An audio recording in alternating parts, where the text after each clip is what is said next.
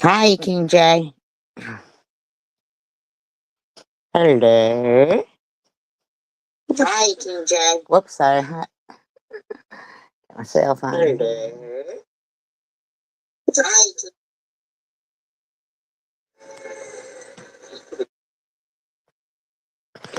King J.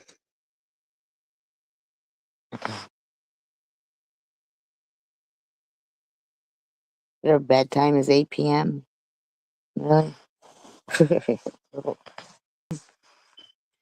I just thought I'd do a little commentary on politics. I like, I'd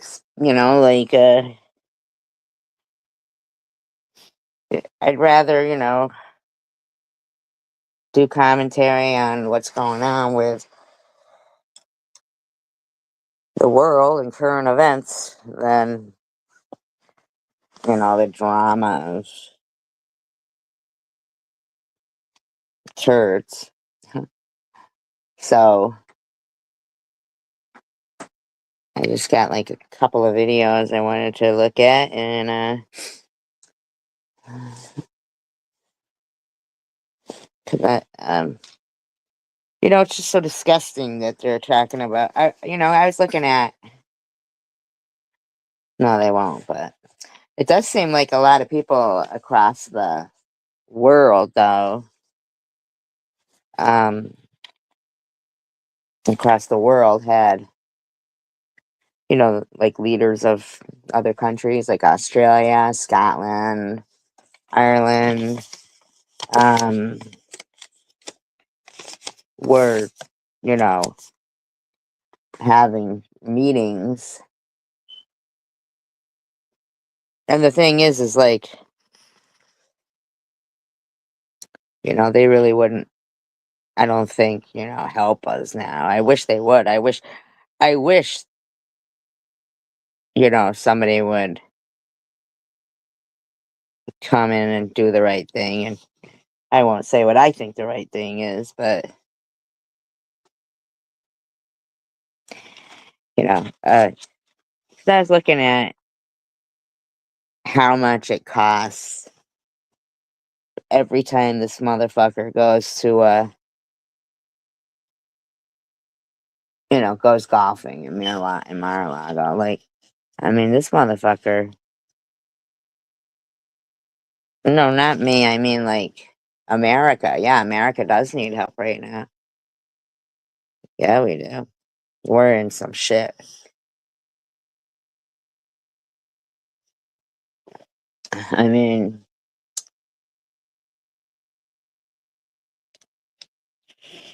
this guy, they're gonna take every dime.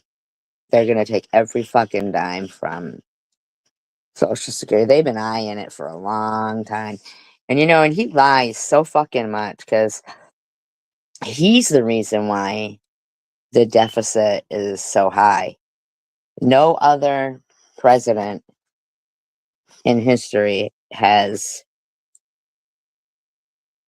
increased the deficit as much as this pig. And it has been, and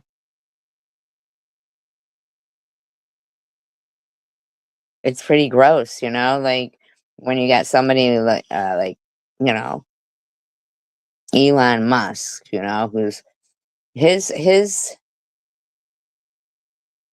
like the millionaires and the billionaires during the pandemic. No, King. Nope. He lies too fucking much. Uh,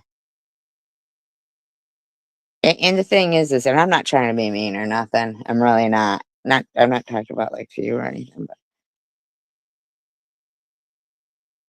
the thing is that I'm not. I'm not thinking that these um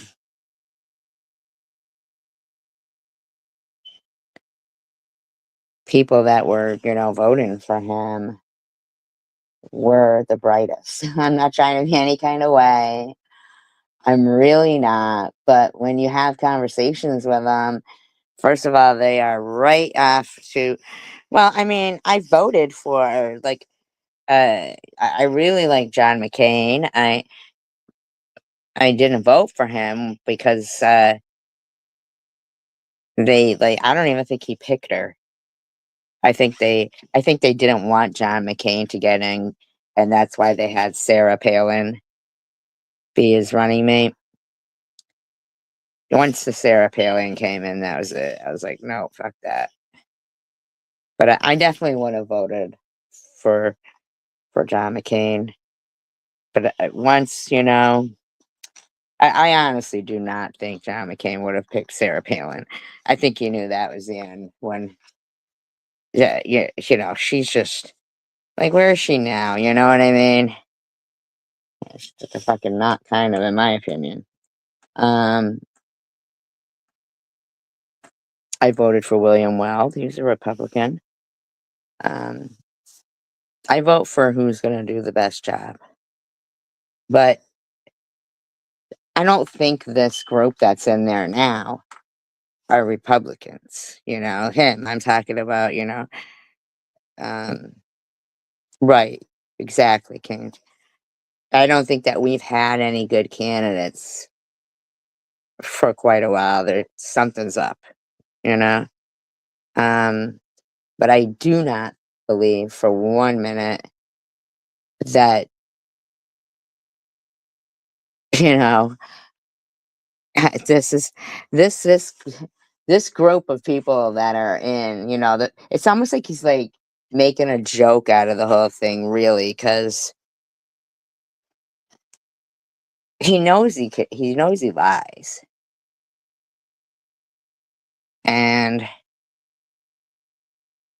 I don't know, to be telling people like during that time of the CVID, the pandemic, uh, can't you just drink bleach and stuff, stuff like that. He's really quite disgusting. And Elon Musk, he's a fucking freak. I'm sorry, he is a fucking freak. What is he putting into action? What really has he done? He's put us at such a vulnerable state. I mean, like, we are very, very vulnerable right now. He really hasn't done anything. Clinton was the last, oh, his misogyny? Of course. Who's not against misogyny? Misogynists are assholes. But, I don't think anybody who's born with, like, a fucking gold spoon in their mouth, is really gonna ever relate to us. They will never, ever be, able to relate to the American people. That's just my opinion.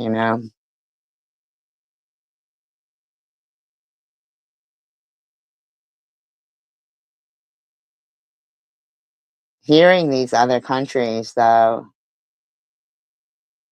uh, almost feel kinda,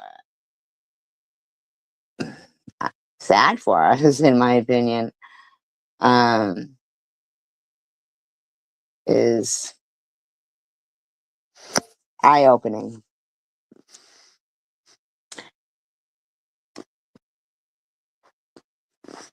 No, they haven't. No, they haven't. That is not true. That is not true.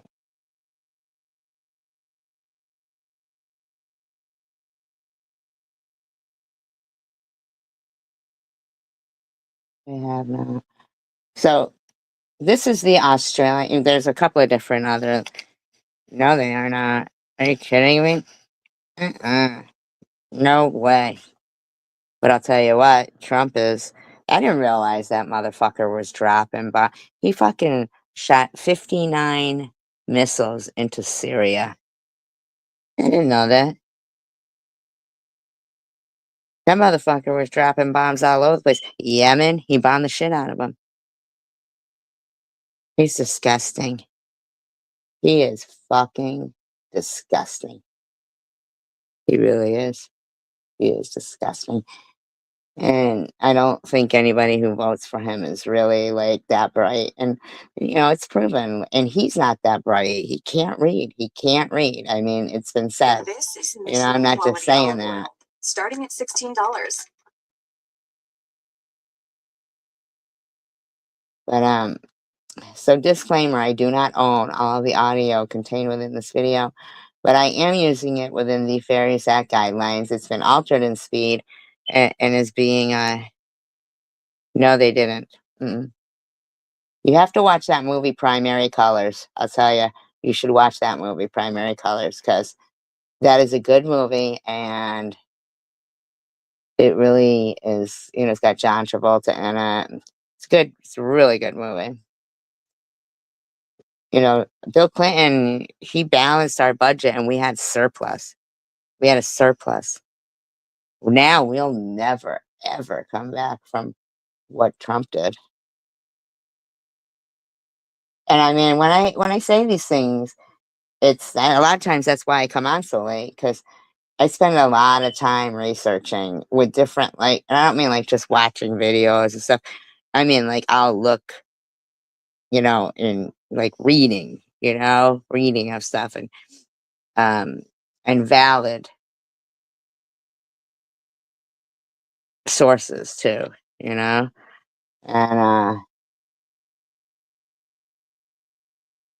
this motherfucker's he's off the chain. They want to skim, expenses from what's going on. Well, then he should have to pay for his own golfing trips. We shouldn't have to pay for that. We should not. So disclaimer, I do not own all the audio contained within this video, but I am using it within the Fair Act guidelines, and I do think it is important for us to continue to speak out about this, because when other countries are saying these things too, then you know that America has been, we're in some shit right now. We're in some fucking shit right now.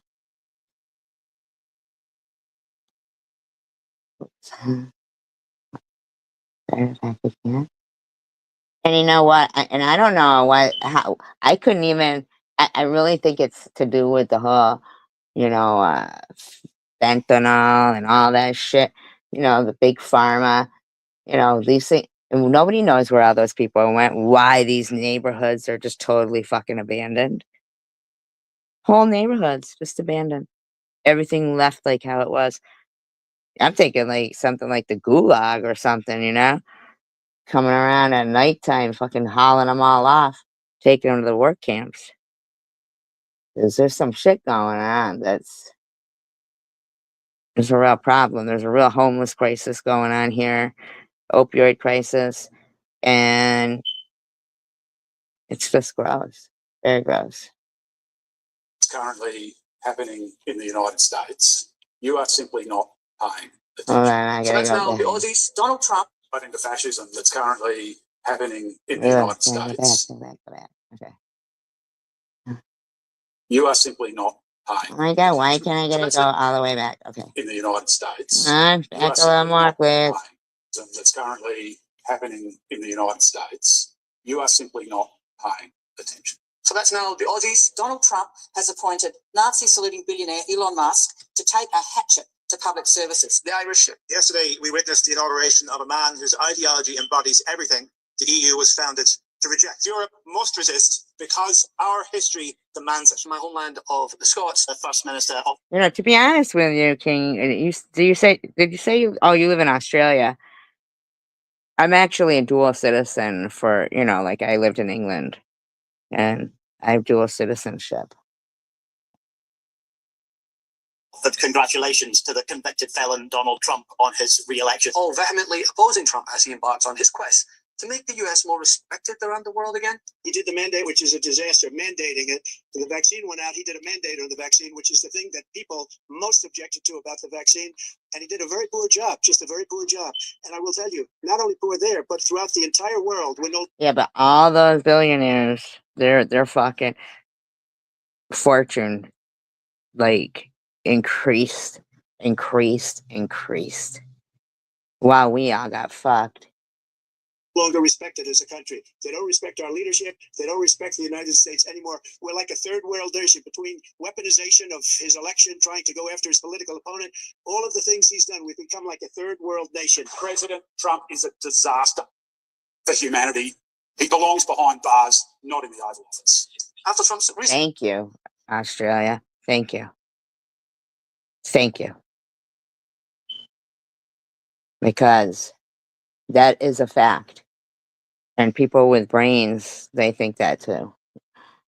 Presser in which he expanded on his outlook for the future of American foreign policy, that outlook running completely effing contrary to the end of American interventionism that he and his campaign falsely touted during his run for president, and pledged with a full chest, like he was talking about a new building in Manhattan, that the US would just take over the Gaza Strip. Would Palestinians have the right to return to Gaza if they left? I can't believe that Netanyahu is even. I can't believe that the Israeli people would even be okay with that. Honestly, no fucking chance. But this motherfucker looking at shit like fucking prime real estate. While rebuilding. it would be my hope that we could do something really nice, really good, where they wouldn't want to return. Why would they want to return? The place has been. Shut the fuck up, dude. Shut the fuck up. You ain't turning it into one of your fucking rich resorts where Jesus walked. You want to fucking pave it and make a parking lot, you fucking skank. This is my opinion. Been hell. It's been one of the meanest, toughest places on earth. And right now, I've seen every picture from every angle, better than if I were there. And nobody can live there. You can't live there. So if Fuck off.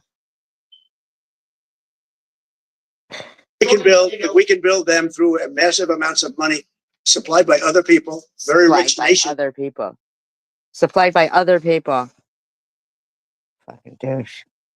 And they're willing to supply it. If we can build something for them in one of the countries, and it could be Jordan, it could be Egypt, it could be other countries, and you could build 4 or 5 or 6 areas. It doesn't have to be one area, but you take certain areas and you build really good quality housing, like a beautiful town. He's not planning on doing that for the Palestinians. That is not what he's planning.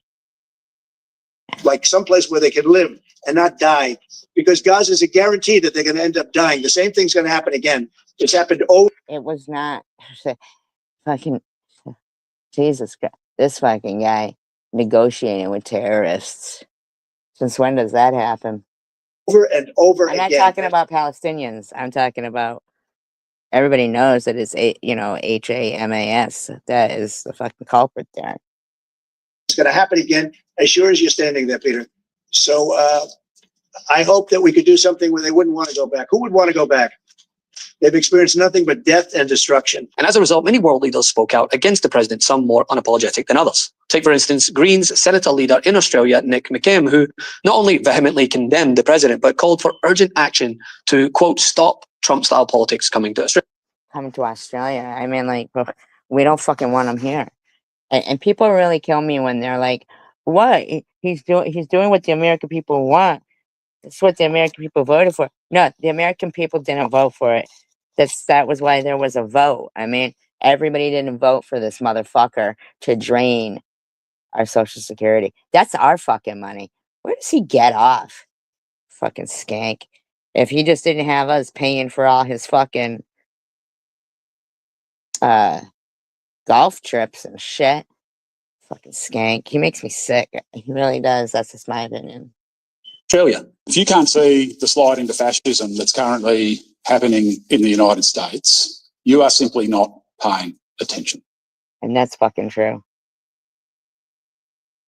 And when another country is saying we are becoming like this is becoming a fascism place, that's a scary thing.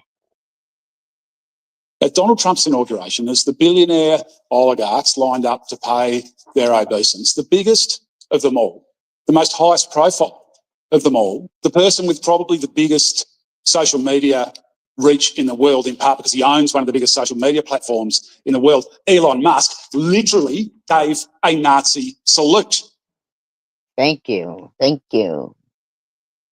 at the president's inauguration. And for people who are going to try to argue that it wasn't actually a Nazi salute, I'll say this. If you're one of the highest profile people in the world and a massive global debate erupts about whether or not you gave a Nazi salute and you don't come out and say it wasn't a Nazi salute, then it was a Nazi salute. Thank you very much. I like this guy. Aren't you in Australia? This is your guy, isn't he? It was a Nazi salute. The United States is sliding into fascism under Donald Trump. And it is marginalised communities who are going to pay the price. Black-skinned and brown-skinned people, migrants in the US, women in the US, transgender and queer folks in the US. They're going to be persecuted and they're going to be demonised, blamed for all the problems. And then it's just going to leak onto people who don't vote for him. You know, fucking Democrat, poor people, anything, because he just wants to rule the world. That's what he fucking thinks. But he's just a horrible, cruel person. Of the day.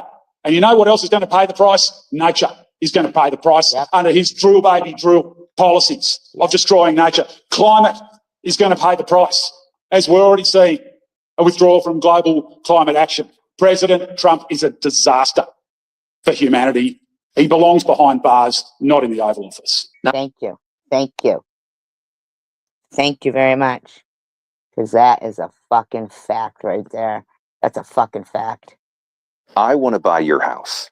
I can pay you cash for your house no matter what condition it's in. If you need to sell your house for... Now, this isn't the first time that we've seen an international leader as blunt in their condemnation of America's leader. And with Trump's quest to annex Canada, occupy Greenland, the Panama Canal, and Gaza, the need for more leaders to resist is only growing stronger. Donald Trump has appointed Nazi-saluting billionaire Elon Musk to take a hatchet to public services. He started by shutting down with immediate effect the US Agency for International Aid. I've had development. This is a fucking disgusting disgrace. Experts in my office today telling me that this means today kids in Timor aren't getting a breakfast. Women across the Pacific have lost access to reproductive health care. That's Trump, that's Doge, and that's Musk at work. So what does a Dutton government offer? The same attitude. 36,000 jobs gone out of the public sector. But he doesn't say who, he doesn't say what, and he doesn't say that he will instead direct billions of public dollars in a massive stream of profits to his big corporate mates. He does. You know, I learned that billionaires don't have to pay taxes. They can choose to. The consultants, the labour hire companies, at 3 times the cost, dripping with conflicts of interest. Instead of a climate department, we'll have the Big Four writing climate policy while servicing the world's biggest fossil fuel producers. Dear President Trump, listen very carefully. Greenland has been part of the Danish kingdom for 800 years. It's an integrated part of our country. It is not for sale. Let me put it in words you might understand. Mr. Trump, fuck off. Across Europe, for Thank you. Yeah. Fuck off. instance, government officials are literally putting in place safeguards to prevent a replica of what has happened here in the United States taking course in their own respective country. If you don't like it, you can always take your Nazi salutes and your masculine energy and go back home. To Musk, Zuckerberg and company. In Europe, we have a market of millions of users that provide money to your companies. But we also love protecting our citizens and democracies by making laws. If you don't like it, you can always take your Nazi salutes and your masculine energy and go back home. Viva Europa, hoy más que nunca. Yes, it appears that allowing a billionaire to This is how we should be here. Like they are. But you know why we're not? Because people are fucking petrified of the motherfucker. That's why.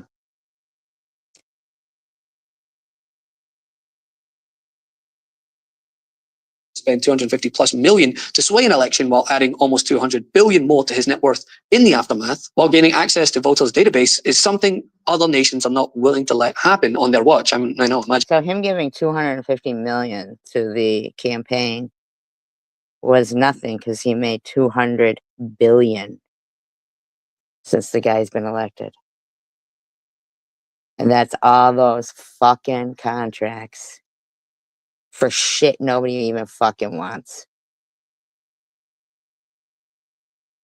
Imagine that. Yesterday, we witnessed the inauguration of a man whose ideology embodies everything the EU was founded to reject. The EU cannot just stand for our values when it is easy. It matters most when it comes at a cost.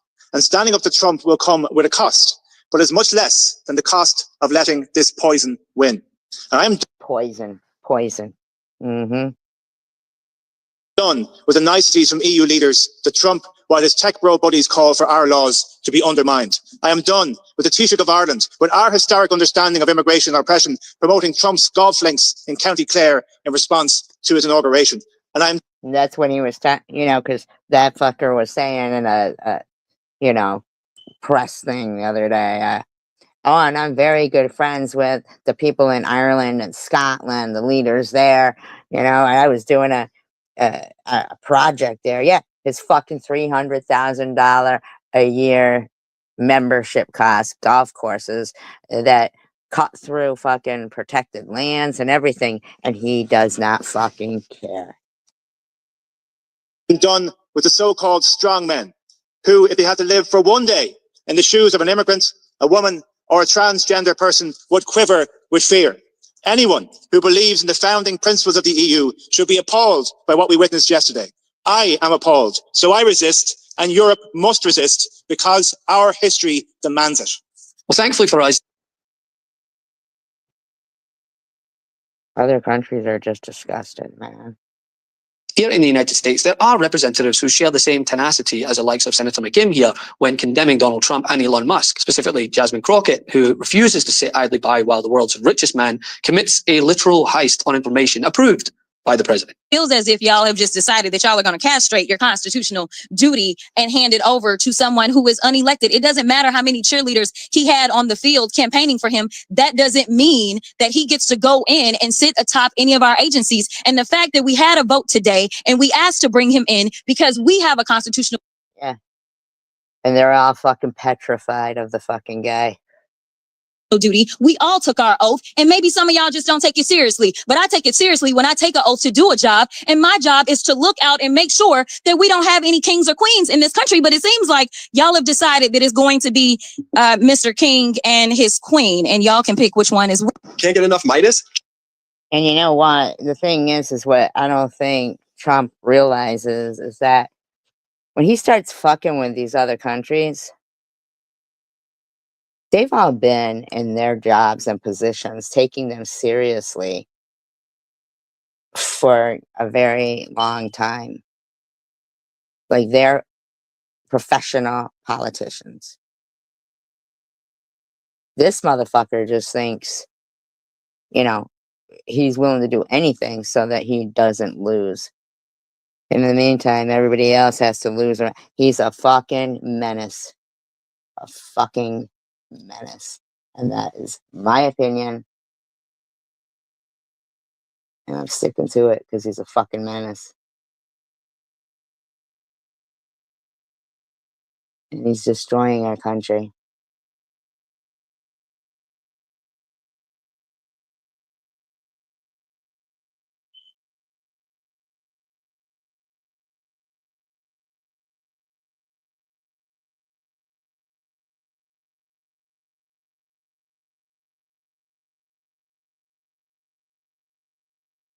This guy's a fucking menace.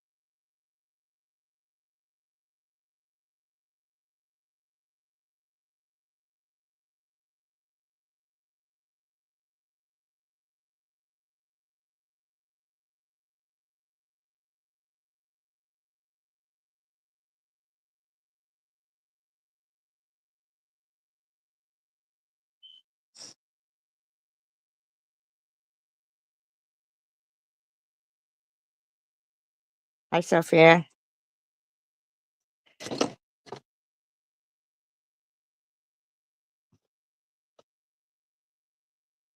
Yes, we are. Yeah, we are, Sophia. And it's a shame. It's a real shame.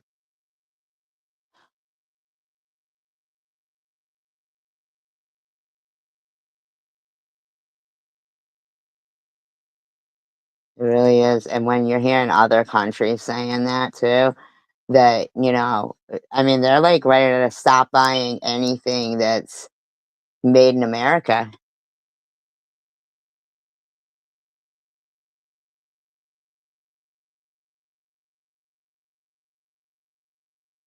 What do you think would happen to Tucker Carlson if Fox News? I don't know. He's doing well on Twitter. Yeah. He's doing well on Twitter. I don't go on Twitter. I do Instagram. I had a man here say to me earlier today, maybe in this exact position, but about an hour ago, said, if Donald Trump murdered someone on the front porch of the White House, I'd still vote for him. Yes. You agree? Yes. Because it would have to be a That's sick. That's sick. good reason for him to do it. So if he murdered someone, it'd be a good reason. Yeah, I think so. What When do they you say, well, this is fact checked, it's wrong because it's taken out of context. Like when Joe Biden fell asleep during.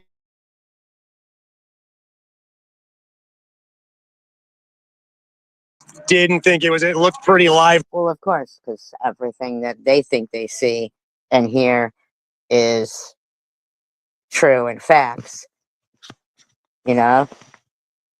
When they're faced with logic, they're just, yeah, but what about this? And what about this? And what about that? To me, was no cuts in it. Joining us live this morning from New York. Hey, good morning. Wake up. See, that's a fucking manipulative video. He's looking down. That's fucking terrible, man. Yes. Wake up, wake up. Anything. Okay. This is your wake up call. Is this the video that you're talking about? Could be, yeah. Biden falling. Should I watch it really quick? Sure. So, This is Washington Post. so an article there is saying that it was faked, but it looked real, right? I mean, it looked real. Well, I mean, I definitely wouldn't doubt that it would happen. We need to be really careful about this stuff. And, this is way more, unfortunately, widespread than I wanted to believe. People who are on Facebook all day get sucked into this culture and they become victims of disinformation campaigns. And Yeah, and then they don't want to say they were wrong. That's why that guy goes, well, I believe it could happen, though.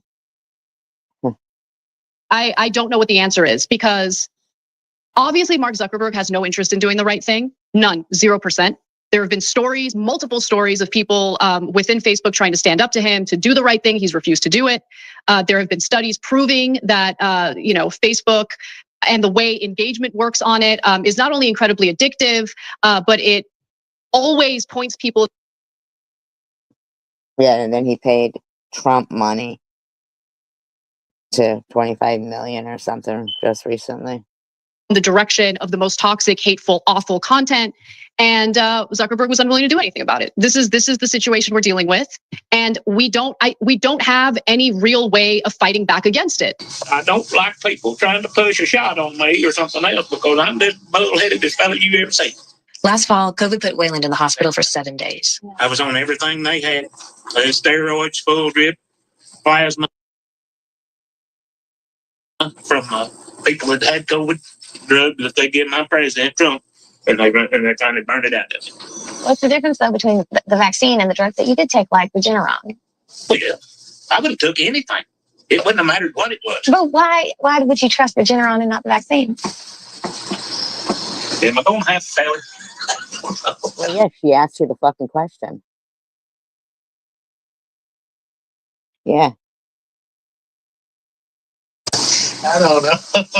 The one thing is, they shafted my president. They would have had the vaccine, already had it, but they wouldn't give it to him because they knew damn good well he'd be reelected. There wasn't nothing nobody could do. So they had to swindle around and skin around and keep it from him just as soon as the election was over.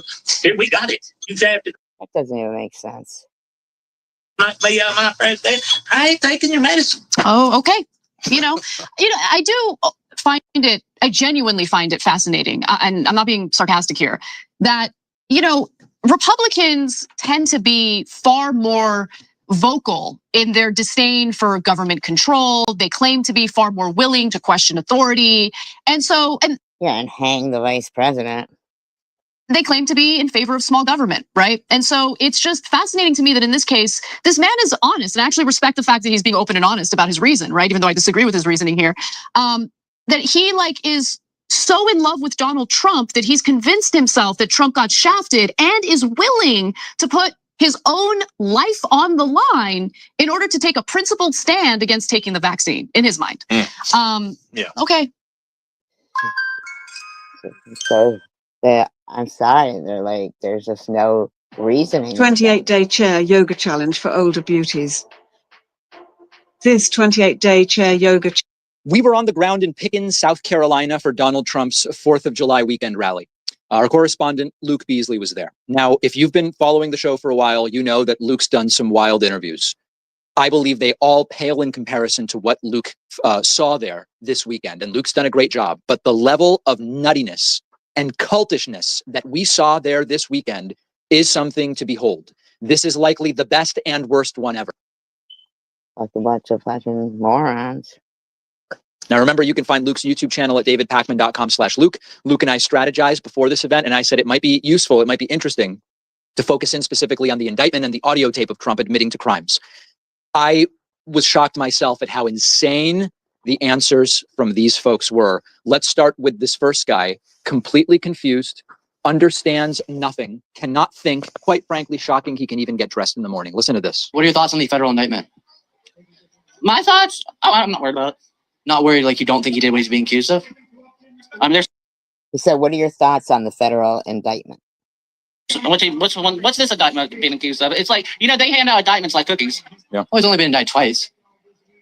I mean, so you have the Manhattan DA and then the federal. Oh, that Manhattan DA, what a piece of I mean, a porn star. I mean, look, every rich person's had sex with a porn star. Yep. Wow.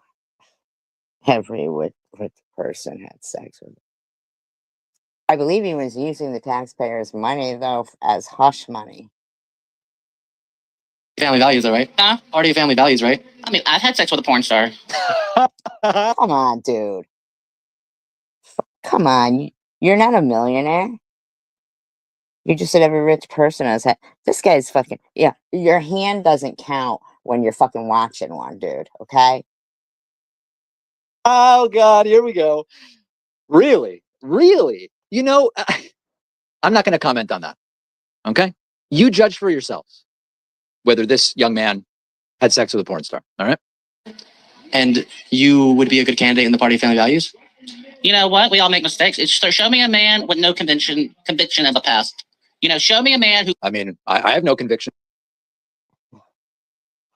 in my past. Who's never said a cuss word. Show me a man that's never, had perverted thoughts. Show me a man. Perverted thoughts about their own daughter, like Trump? I think that was a joke. He said that on The View. They'll defend anything. Anything. I know, and I don't think the Super Bowl is really big on that. And you know who's footing the bill for that? We are. While they're going around taking all our money, we're footing the bill for his fucking golf trips. For his fucking, and they don't even want him there. Those players don't even want him there. He'll defend. And that was on The View. And he said he would like to. He said if he was dating somebody, he would date a woman like his dog. And the most recent reporting says that they're defending Trump fantasizing about his own daughter. Folks, the White House, he has been overheard fantasizing about having sex with her. How does that relate? What's going on right now? I just think it's gross. Wow. Wow. But you asked me, what do I think about his indictment? I know you brought a porn star, so here we are. Look, we've all looked at porn. There you go. We're just really going. So this is the first clip I saw from what Luke sent me. And I said, oh my goodness, if this is what this is going to be like, this is going to be crazy. It actually gets even more nuts. Here's a guy, Luke explains whataboutism to this guy. And the guy doesn't get it and just responds with more whataboutism. I mean, there's an inability. That's how they all are, too. What about this though? What about that? What about this? Able to think here. Arguments or whataboutism. No, what is it? It's a logical fallacy when you try to respond to someone's argument and kind of break down someone's argument by just referencing something else separate from the You conversation. guys do that all the time. I have no. You can't talk to. That was a whataboutism right there. No. The point is, you can't talk to a liberal. You're talking to one right now. Don't be silly. I could wrap you around my finger in 2 seconds. The bottom line is, Careful. Just wrap him around. Why you gotta get fucking violent, dude? Fucking asshole. I don't know what that means. okay, what it means is you've been lying so long you don't know how to tell the truth. What it also means is you've staged Really quite a line that applies to Trump, right? You've been lying so long, you don't know how to tell the truth. the entire insanity for so long. Yeah. While they're taking away the Social Security and everything else. I was in a fucking live stream the other day. Some teacher, right? Who was like, and and another thing with Medicare and Medicaid, why should we have to take care of the elderly? Are you fucking kidding me right now? And then she goes on to talk about the blessed God and this and that. I said, wow, that's really something. I mean, to be so cruel to sick elderly people who really get slammed the worst, in my opinion, and then talk about God. You know what she did? Blocked me. Because she couldn't fucking take it. You still don't know how to tell the truth. So we're unraveling it. It's like a piece of thread on the sweater. So do you agree? And you guys are losing. Do you agree the Espionage Act outlines certain things you can and can't do with classified material? Yeah. So why? And do you agree on an audio? Don't you agree? The same thing for Biden. Because we don't even have evidence that he did the same things Trump did. Not only did he do it, he had no authority to do it as vice president. He obstructed investigation. Classify anything he wanted as president, but this piece of dreck can't do anything. No, Biden did not do that. He did not declassify anything. As vice president, do you understand? Let's bring the heat down and just let me ask an honest question. In the recording that's been released now, you can hear Trump saying, "This is still classified. I could have declassified as president, but I didn't know." Okay, he didn't know. No, he did know. By the way, he did know. it doesn't matter. He didn't know, or it doesn't matter. But why isn't Biden in prison by now? He talked to the FBI months earlier. Give us the documents. Give us the documents. I'll help you. Not a problem. You guys are great. Fucking Trump stole out of the fucking White House a bust of Abraham Lincoln that was, made like in 1905 or something. I mean, like, where does he get off? Getting a mountain out of a molehill because you don't want him to run. That's how stupid you are. You're afraid that all of this is going to materialize on a much bigger scale and he gets elected. That's why you guys can't handle it. This guy is really a piece of work. And when Luke confronts the exact same guy with facts about what Trump did, the substance of the indictment, the guy says, grow up, and mentions China. I'm not kidding. These folks vote. People should have to have an aptitude test before they vote and before they become president. So we've got to make sure we're voting. And the people that are in charge are so evil and so disgusting and so fascist, all of us are vulnerable, including you. If they don't like you, just look at what they're doing to Trump. Just realize that. But I would never hold on to classified documents and then lie to federal authorities and then obstructing investigation and then conspire with staffers to hide the contents. Grow up, please. Okay, that's our priority. Look what's going on around the world. China, Russia, So Iran. more whataboutism. You're worried about documents? Yeah, more whataboutism there, as you can see. Yeah, exactly. Exactly. And that'll be the fucking day. That motherfucker, that ain't never fucking happening. The next guy confidently says the indictment is garbage, but he hasn't read it, and says the audio recording is garbage, but he didn't listen to it. And then when he gets pinned up against the wall with facts, he says, doesn't everybody do the same thing that Trump did? What are your thoughts about the Trump indictment? It's probably garbage. Probably garbage? Yeah. Did you read it? No. Okay. And then what about the audio recording that got released? Probably garbage. You didn't listen to it? How would you know it's garbage if you don't even look into it? Some serious things are being accused here. Like, tell me what it is. Like mishandling and classified documents, holding on to them when he wasn't supposed to have them. All right. Violating. Took them from the fucking White House. Who fucking does that? No president does that.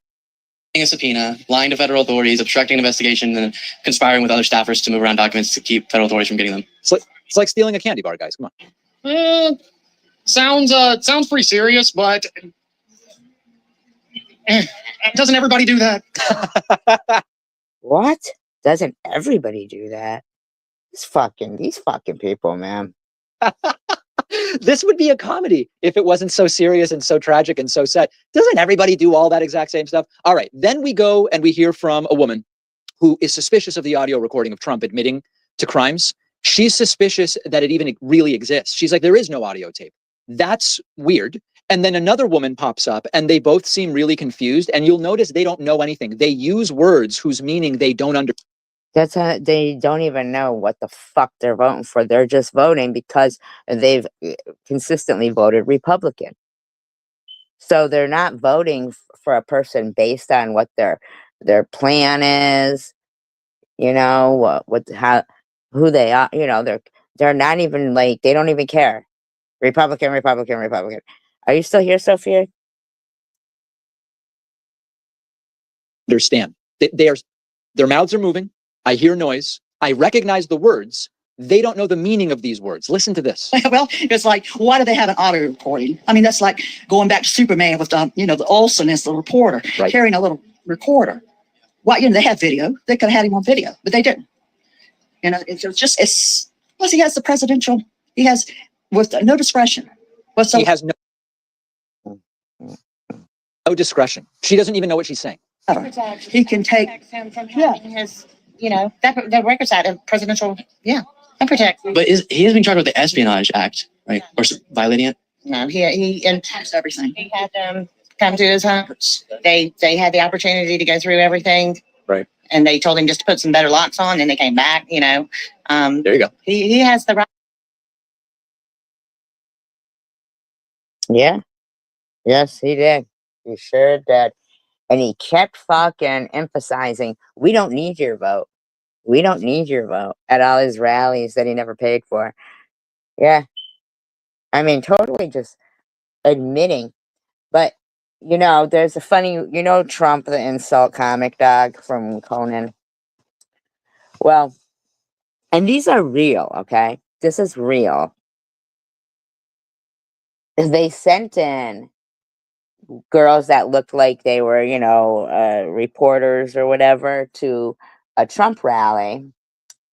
And they told them like some really ridiculous stuff. And these people they would just accept anything. It was so ridiculous.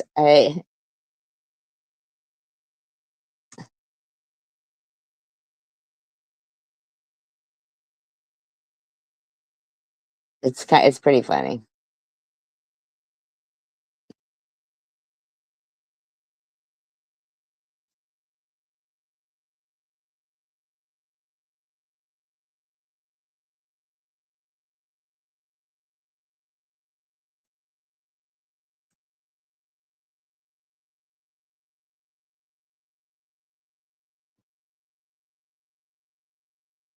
I have to type in insult comic dog.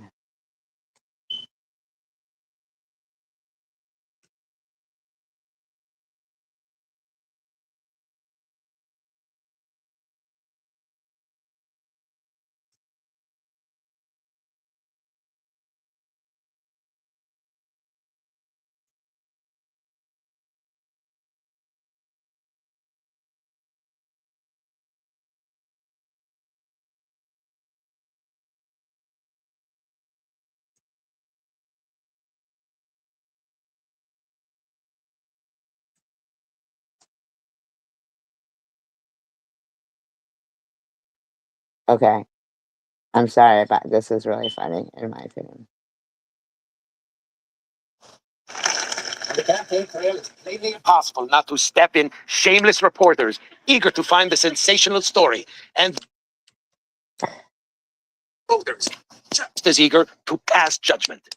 With that in mind, we sent multiple robotic white women to pose as Fox News reporters and see just what people are willing to believe. Right. So because they thought they were Fox News reporters, they automatically were like okay with them,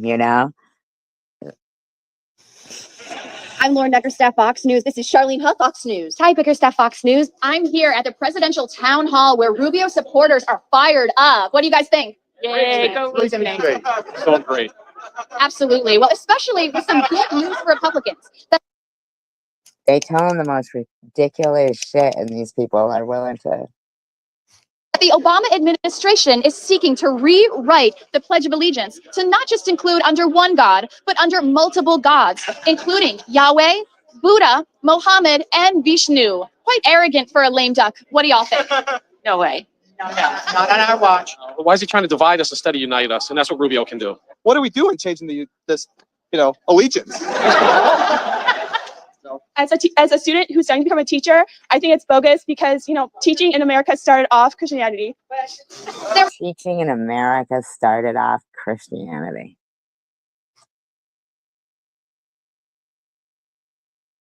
These people are fucking nuts.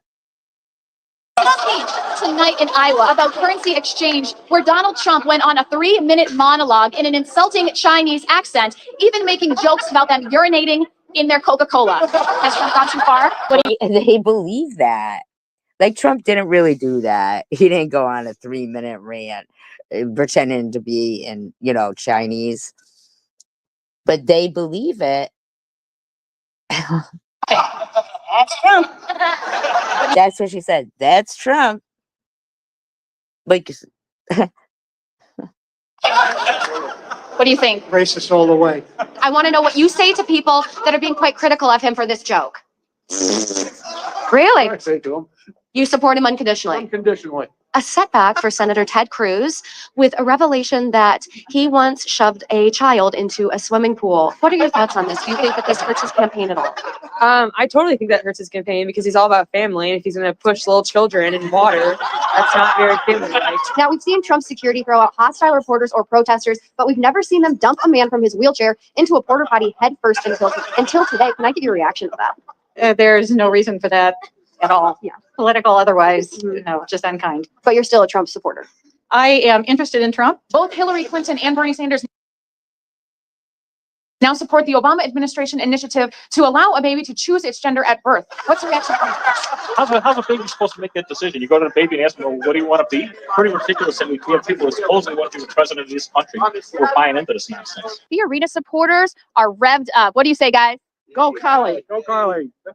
Especially with the new revelation that Planned Parenthood of California is now sponsoring mobile abortion vans, providing abortions in the van for low-income neighborhoods. And they, even supply ice cream. Do you folks see this as a vindication for Carly? I think she's been vindicated, but she just shows what rotten politics is. Shocking, I know. What do you think, It's ma'am? awful. Absolutely awful. I didn't hear what you said. Lauren Neckerstaff, Fox News, standing here outside the Trump rally, and these Trump supporters are fired up. Am I right? We are. Yeah. And especially with the latest revelation about Planned Parenthood. Now they're handing out pamphlets to high school students in New York and California advocating fisting as opposed to them having sex. Boy, I think that's an issue that really needs to be addressed with parents and maybe not so much through the school system. now, you know that. I mean, I myself, like speaking for myself, I would be like, shut up. No, they didn't. You know what I mean? I'd be like, I would automatically know that, no, that's not what politicians are doing. Or yeah. So you really don't have any thoughts about, the pamphlets involving fisting as opposed to. Well, there again, as a parent, I guess I would prefer that information to come from the family rather than. What family is going to tell your kid to fisting? Who has a fucking conversation with their kid about that? Now going into high schools to distribute pamphlets that advocate fisting as an alternative to having sexual intercourse. How do you feel about that? That's disgusting. A lesser of two evils than sexual intercourse? It's sad. It's not shocking. It's just sad. At a town hall last night in Davenport, Iowa, former Governor Jeb Bush is quoted saying, "Mommy said this would be easy. You're all making my mommy sad. Mommy is my favorite. Mommy said if I was president, I could lick the bowl." What does that say to you about this man? Is he fit to be our president? I believe so. It sounds terrible, but he doesn't mean it that way. Jeb Bush does not mean it that I believe so. No, I think he's able to say that about his mother, and that's correct. She was just talking to me, right, about Jets. That's right. You know, it was a prank. Well, I know now. We're from a new show called People Are Incredibly Gullible. I kid. It was very sweet. Your response was very sweet. Are you a Jeb Bush supporter? No. So you were defending him, even though Well, sure I was. I know, because you respect his devotion to That's his right. mom. I respect a lot of the candidates. God bless. Yes. It's fun, right? We're here at a Donald Trump rally in Muscatine, Iowa, and these Trump supporters are fired up, aren't you? Fired up. All right. And he needs their support amid recent controversy over a speech last night in which he announced plans to sterilize Puerto Ricans, quote, until we figure this thing out. Now, that is something I could believe that Trump would say. That's believable. Those who think Trump's gone too far. I don't know. I think he's just saying what everybody else believes. I think it's pretty genuine to say. So what do you say to those who think Trump's gone too far with some of his plans to sterilize Puerto Ricans? I don't think he's gone far enough. I honestly don't. He isn't saying it meanly. He's just saying it to make people understand the consequences that they might be facing. These people, man. I think the Trump supporters are the worst. Yeah. In the fucking golf course so you could get tax breaks. Ain't that terrible? It's all grown over and shit. The kids don't even go visit it. It's just a flat stone. Isn't that horrible? Thank you. Thank you for your time. Think about Trump's idea to sterilize all Puerto Ricans until we get this thing figured out. I'm not for sterilization of anybody for any reason. We went through that in the the last century, and it as someone who believes we don't take to sterilizing people for any reason. That's not humane. It's not our values. Senator Paul, may I ask you a question? What are your thoughts on what Trump said about sterilizing all the Puerto Ricans until we get this thing figured out? That sounds like the dumbest thing I've ever heard. That's a smart person. That's what they would say. It's like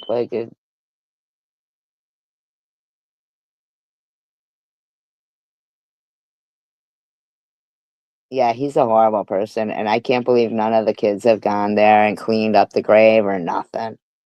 He did it all just to get fucking tax breaks.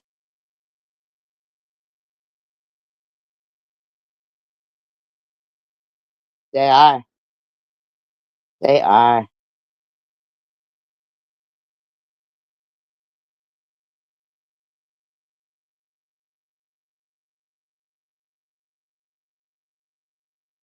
Absolutely, they are. Introducing the new EcoPower Plus 2-stage snowblower, a heavy-duty workhorse with unmatched power from the #1. This 4 Japanese herbs shrinks your enlarged prostate almost overnight. I went to the urologist.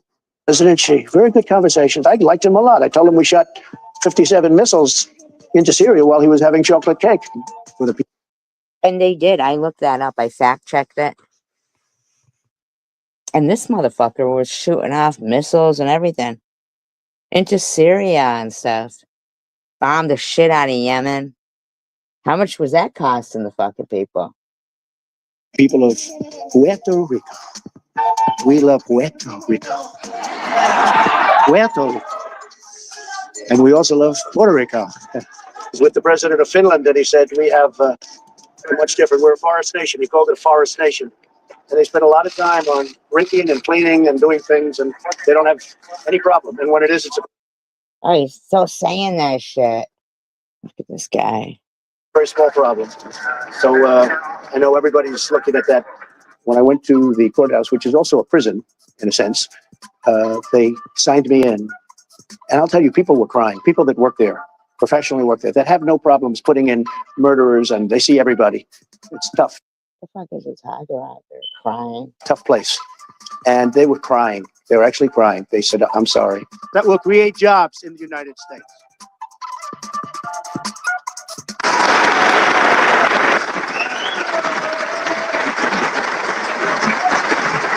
Do you read your Ovation Brief? I do. I read a lot. You know, I read a lot. They like to say I don't read. I read a lot.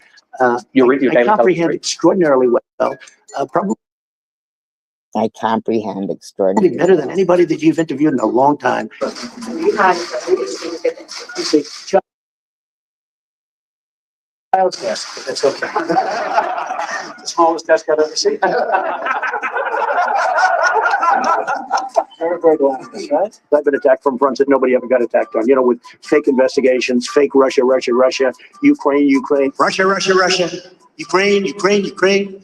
He had an incredible, I'm not allowed to say it because it's very impolite and very politically incorrect, a beautiful female interpreter. She was very beautiful.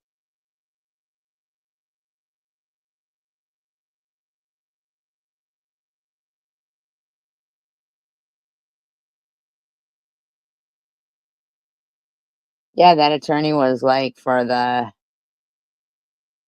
mafia and stuff, and he told them deny.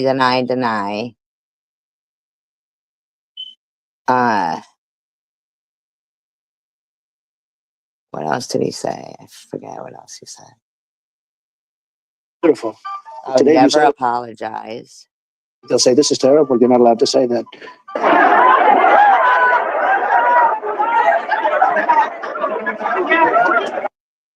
The victims of the fucking hurricane and shit in Puerto Rico, and he's throwing paper towels.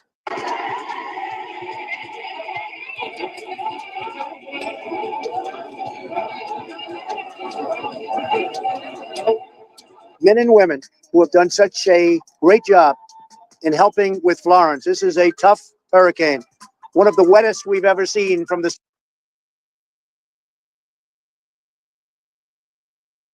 One of the wettest. standpoint of water. Rarely have we had an experience like it, and it certainly is not good. The N-word. You have two N-words. You don't mention either one of them. The nuclear word you don't mention because the power is so destructive. And it was 30 or 35 questions. The first questions are very easy. The last questions are much more difficult. Like a memory question. It's like you'll go person, woman, man, camera, TV. So they say, could you repeat that? What the fuck is he talking about? So I said, yeah. So it's person, woman, man, camera, TV. Okay, that's very good. Let me just say about Russia. Russia used to be a thing called the Soviet Union. Because of Afghanistan, they went bankrupt. They became Russia, just so you do understand, okay?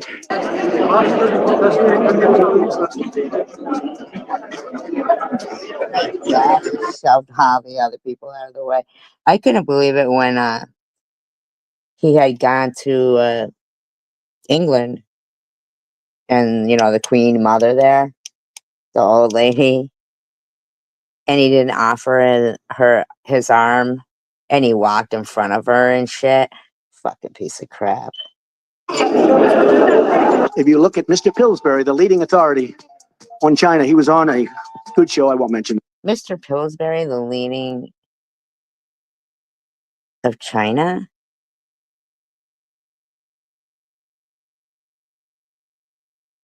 The name of the show recently, and he was saying that China has total respect for Donald Trump and for Donald Trump's very, very large brain. If you... What? Mr. Pillsbury. But all over Hollywood to look for somebody to play the role of President Xi, you couldn't find it. There's nobody like that. The look, the brain, the whole thing. We had a great relationship. You're not known to be a humble man, but I wonder. I think I am actually humble. I think I'm much more humble than you would understand. Motherfucker is staring directly at the sun during an eclipse while everybody else is wearing glasses. He's such a fucking weirdo.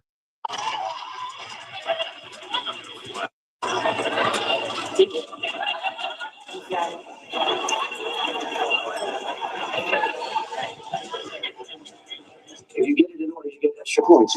Okay, now he's asking you other questions, and then 10 minutes, 15, 20 minutes later, they say, remember the first question? Not the first, but Oh my god, people who interview him must be like, what the fuck is this guy talking about? 10th question. Give us that again. Can you do that again? And you go person, woman, man, camera, TV. If you get it in order, you get extra points. They said nobody gets it in order. It's actually not that easy, but for me, it was easy. He's a fucking lunatic. No one seems to know this, but Amazon actually has a $50 million fund that they have to pay out every single month. And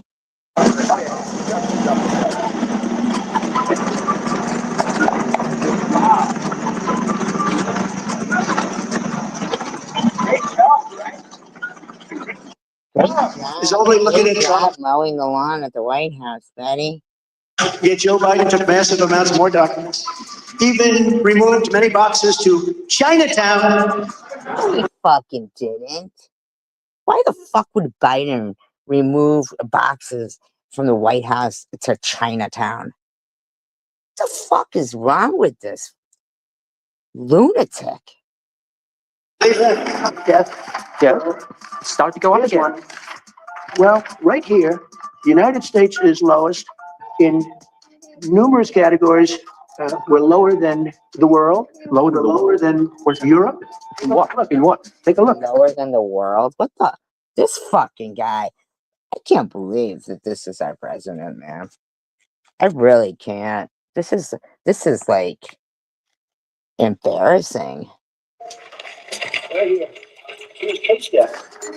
Oh, you're doing deficit proportion of cases. I'm talking about deficit proportion of population. That's where the US is really bad. Well, much worse than South Korea, Germany, etc. You can't do that. You have to go by where. Look, here is the United States. You have to go by the cases. He can't fucking read. This guy can't read. I'm telling you. He cannot read. Cases. Why not as a proportion of population? Somebody. What it says is when you have somebody that has it, where there's a case, and that's not an easy question. In other words, they ask it to you, they give you 5 names, and you have to repeat them, and that's okay. If you repeat them out of order, it's okay. But you know. Oh my God! I can't believe he's still going on about this to this poor guy. This guy. Really? I believe it. I believe it, Sophia. This poor guy that he's talking to is probably like, I can't even believe this conversation has gone on this long about person, camera, whatever. But then when you go back about 20, 25 minutes later and they say, go back to that question. They don't tell you this. Go back to that question and repeat them. Can you do it? And you go, person, woman, man, camera, TV. They say, that's amazing. How did you do that? I do because I have like a good memory, because I'm cognitively there. Your former, John Nicholson, former head of forces in Afghanistan, said, this is when he was working for you, that Russia is supplying weapons to the Taliban. Isn't that enough to challenge Putin over the killings of we supplied weapons when they were fighting Russia too. You know, when they this guy's off the chain. Were fighting with the Taliban in Afghanistan. It's a different era. Well, it's a different. I'm just saying, yes. But I'm just saying we did that too. I can tell you, President Xi is sharp. President Putin is sharp. Erdogan is sharp. You don't have any non-sharp people that you're dealing with, and we can't have somebody that's not 100%. So, dude, you're not 100%. You fuck with any of those leaders, they're gonna annihilate you. They're gonna annihilate the whole country. We haven't been, like afraid of Russia since like the 80s. And this motherfucker, he's gonna think he can go up against those kind of people, and what I did is when it's a public test, and he said, if you take this test, we may have to reveal it. I said, it's all right. I mean, is it tough? Tell me about it. Never heard of it. And I got a perfect mark. And the doctors they said very few people can do that. Very few people get that. You understand? It's not that easy. Oh yeah, we are. They have put us in such danger. Such danger.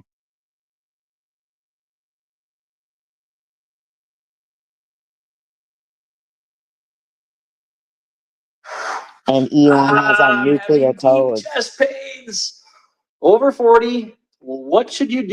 Donald Trump will likely go down in history as this country's most moronic president. So what exactly is the dumbest moment he's ever had? Well, there are many to choose from. So first, I want to remind you all of the bright idea he had. Voted him back in. Yay. Regarding nuking hurricanes. He had been quoted as saying the following. Axios had reported this. I got it. Why don't we nuke them? They start forming off the coast of Africa. As they're moving across the Atlantic, we drop a bomb inside the eye of the hurricane and it disrupts it. Why can't we do that? The source added, paraphrasing the president's remarks. Who thinks like that? Like to be so careless with a nuclear weapon. But if you thought that was a dumb moment, which it most certainly was, we have other examples for you, including what you're about to watch. We manned the airport. It ran the ramparts. It took over the airports. It did everything it had to do. So that was him claiming that the Revolutionary Army took over the airports back in the 1700s. He's fucking what?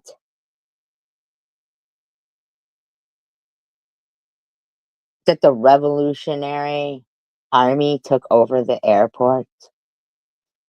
This guy's he's a fucking freak. But we have more. Let's go to the next one. We've ended the war on beautiful, clean coal, and it's just been announced that a second brand new coal mine where they're going to take out clean coal, meaning they're taking out coal, they're going to clean it, is opening. Oh my God. Oh my God. Did you hear what he just said? Did you hear what he just said? So they're taking out coal and they're going to clean it.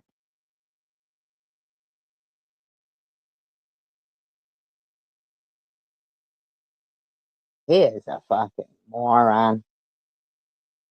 Look, these are impossible to decide. In fact, we got a poll coming up at tyt.com/dumb, where we're going to ask you which one of these is the dumbest. So keep all these in mind. Take out the coal and you clean it. And that's what clean coal is. Taking over the airport in 76. You think it can't get worse? Hold. F-35s, fighter jets. They're stealth. You can't see them. I said, how good are they? They say, well, sir, the problem is you can't see them when you fight them. I said, that sounds like it's a big advantage. I said, how does it do it in fights? And how do they do in fights with the F-35? I said, we do very well. You can't see it. You can't see it. They said, well, sir, you can't see it. I said, yeah, but in a fight, a fight like I watch on the movies, the fight, they're fighting.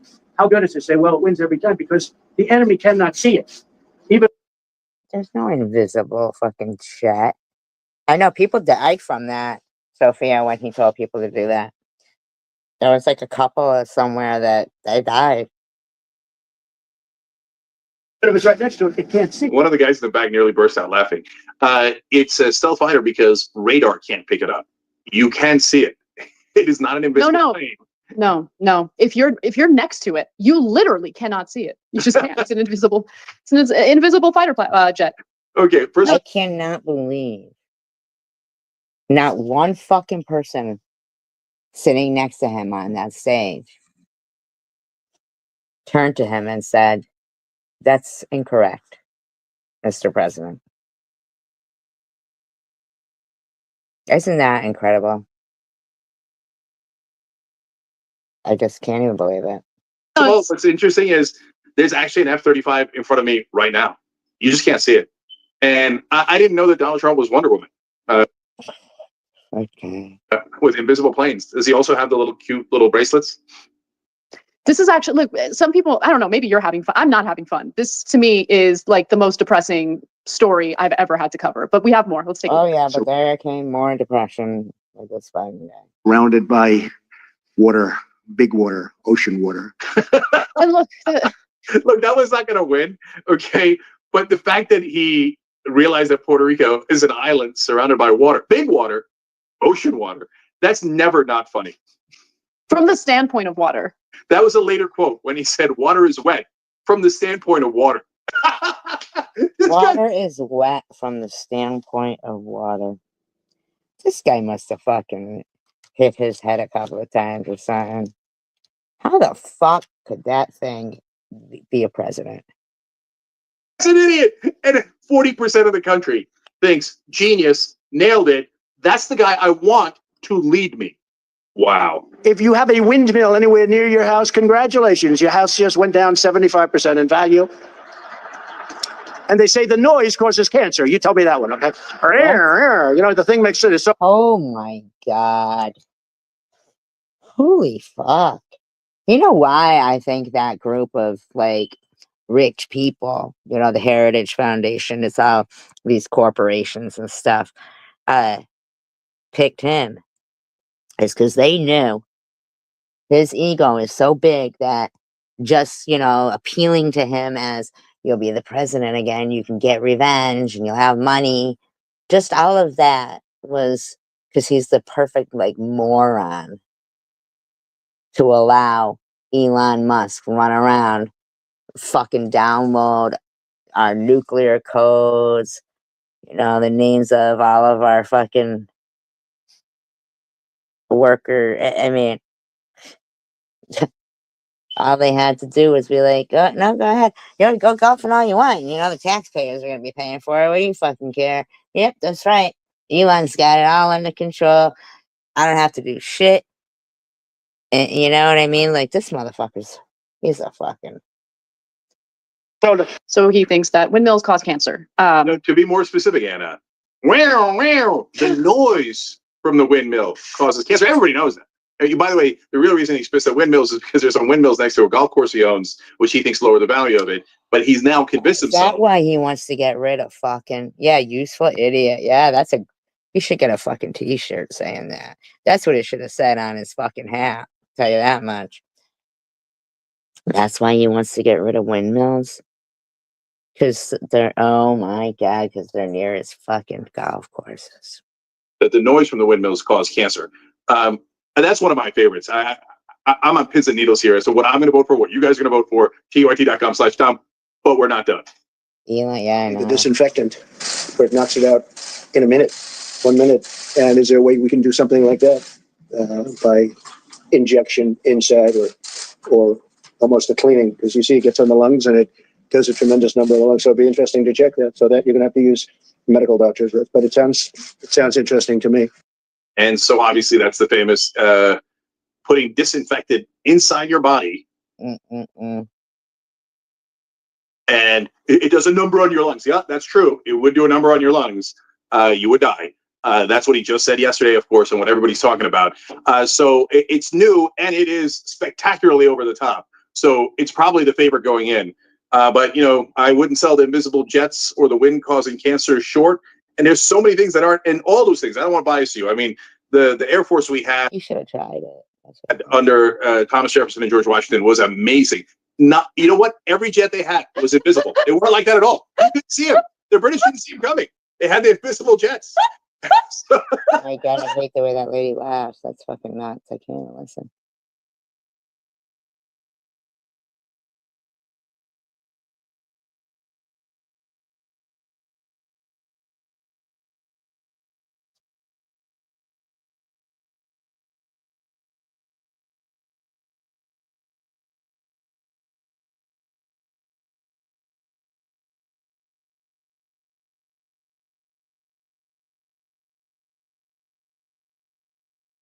Instant relief for snorers in 2025. Oh, wow. Yeah, you're right about that. They could do that.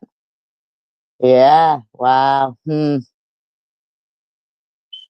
Yeah, this motherfucker, he shouldn't be allowed to be doing what the fuck he's doing. I'll tell you. That shit is off the chain. They need to fucking rein these fuckers in. All the other countries like Australia and everything, they were saying that he should be arrested. They said he needs to be in jail. That's what they said.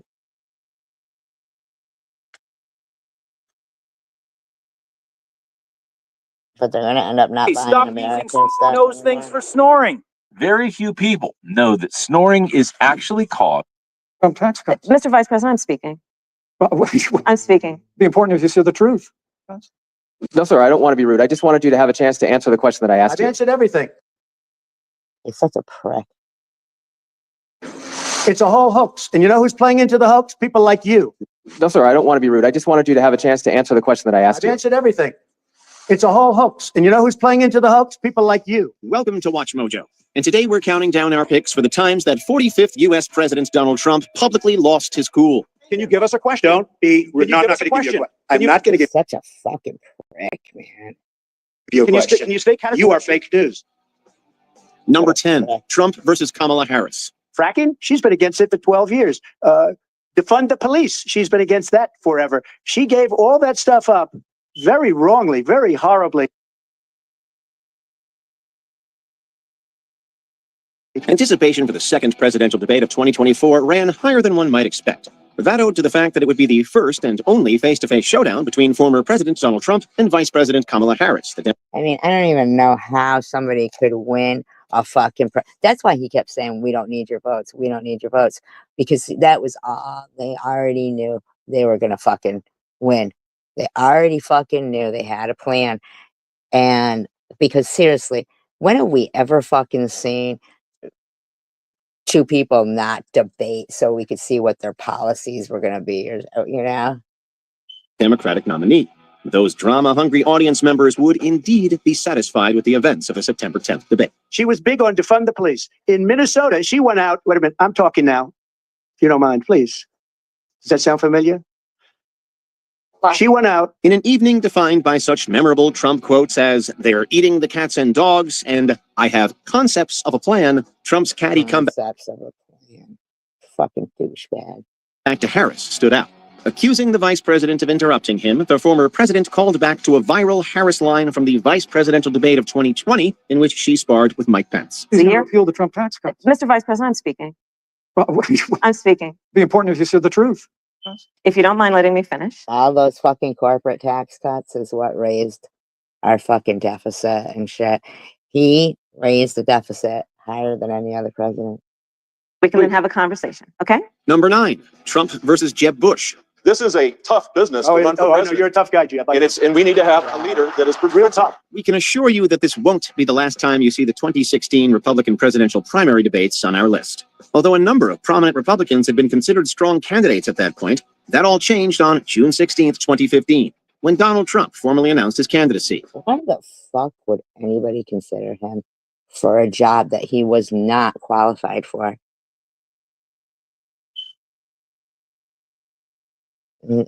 I wonder if he's got it in his fucking head. As the primaries dragged on, the other candidates dropped like... Or if they did something like that to Biden, you know, like if he had been in the hospital or anything, you know? flies as it became clearer and clearer that Trump was the obvious frontrunner. So let's see, I'm at 42 and you're at 3. So far I'm doing better. Doesn't matter. So far I'm doing better. One of those ill-fated candidates, Jeb Bush, son of President George Who the W. fuck would hire this motherfucker with that face? What a fucking nasty, nasty, nasty piece of work that piece of shit is. That's a piece of shit through and through. And brother of President George W. The former Florida governor was poorly suited to Trump's aggressive debate style, and it showed. You know, you started off over here, Jeff. You're moving over further and further. Pretty soon you're going to be off. This is because you smell. Because everybody knows you fucking smell, dude. Why do you think he's moving further away from you, dude? Because you smell. You smell. You smell. You shit yourself. You're a fucking idiot. Nobody knows what you're gonna fucking do. I mean, why the fuck would anybody want this to be the face of our country? That'd be fucking stupid, man. This doesn't do a thing to solve. See, this is not how a politician acts. That's why I don't know how to get it through their heads that even if they voted Republican all their life, they did not vote Republican this time. They might think they did, but he doesn't know a thing. He doesn't give a fuck about politics. Number 8, Trump versus Cecilia Vega. She's shocked that I picked her. No, it's like in a state of shock. I'm not thinking. That's okay. I know you're not thinking. You never do. I'm sorry. No, go ahead. As president. Whoa. I know you're not thinking. You never do. I would have said, fuck you, right then and there. Fuck you, you dumb motherfucking ugly-looking moron. Trump became notorious for his tense, combative press conferences. The former real estate magnate would often publicly clash. Did you hear the video I played of Australia and Ireland and all of them talking? Did you hear that, Sophia? With journalists and reporters, who he perceived as being biased and unfair to him. This was particularly pronounced in his exchanges with outlets he accused of being left-leaning. In a tweet this weekend, Mr. President, you said that it's incorrect to say you're limiting the scope of the FBI investigation. What does that have to do with Fred? I don't mind answering the question. This hostility was usually relatively one-sided. as evidenced by a bizarre exchange with ABC News senior White House correspondent Vega. Vega took a moment to respond to Trump's choice to call on her during a question period and was quickly pounced on by the president. Hi, Sharon. It's a video where the head of Australia and all these other countries are just fucking disgusted with the guy. He mocked her for, quote, never thinking. To her professional credit, Vega ignored his jab and pressed forward. I'd like to do the trade. It has to do with the other headline in the news, which is the I know, but nomination. how about talking about trade, and then we'll get to that. We'll do that a little bit later. Do you think the Anybody have a trade? Do you Go think ahead. your trade deal will pass through Congress, sir? I think so, but if it doesn't, we have lots of other alternatives. Number 7, Trump versus Jonathan Karl. Did serve in the previous administration. Oh, you didn't tell me that. Oh, I see. You didn't tell me that, John. Another such encounter found an agitated Trump lashing out at ABC News chief White House correspondent Jonathan Karl. Karl, who's since written 3 books about the Trump presidency and administration, corrected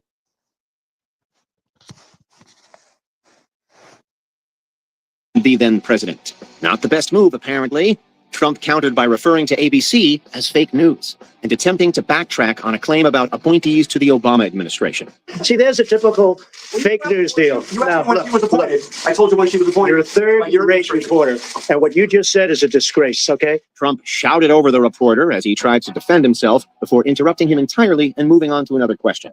However, that wasn't before he took one last potshot at Karl.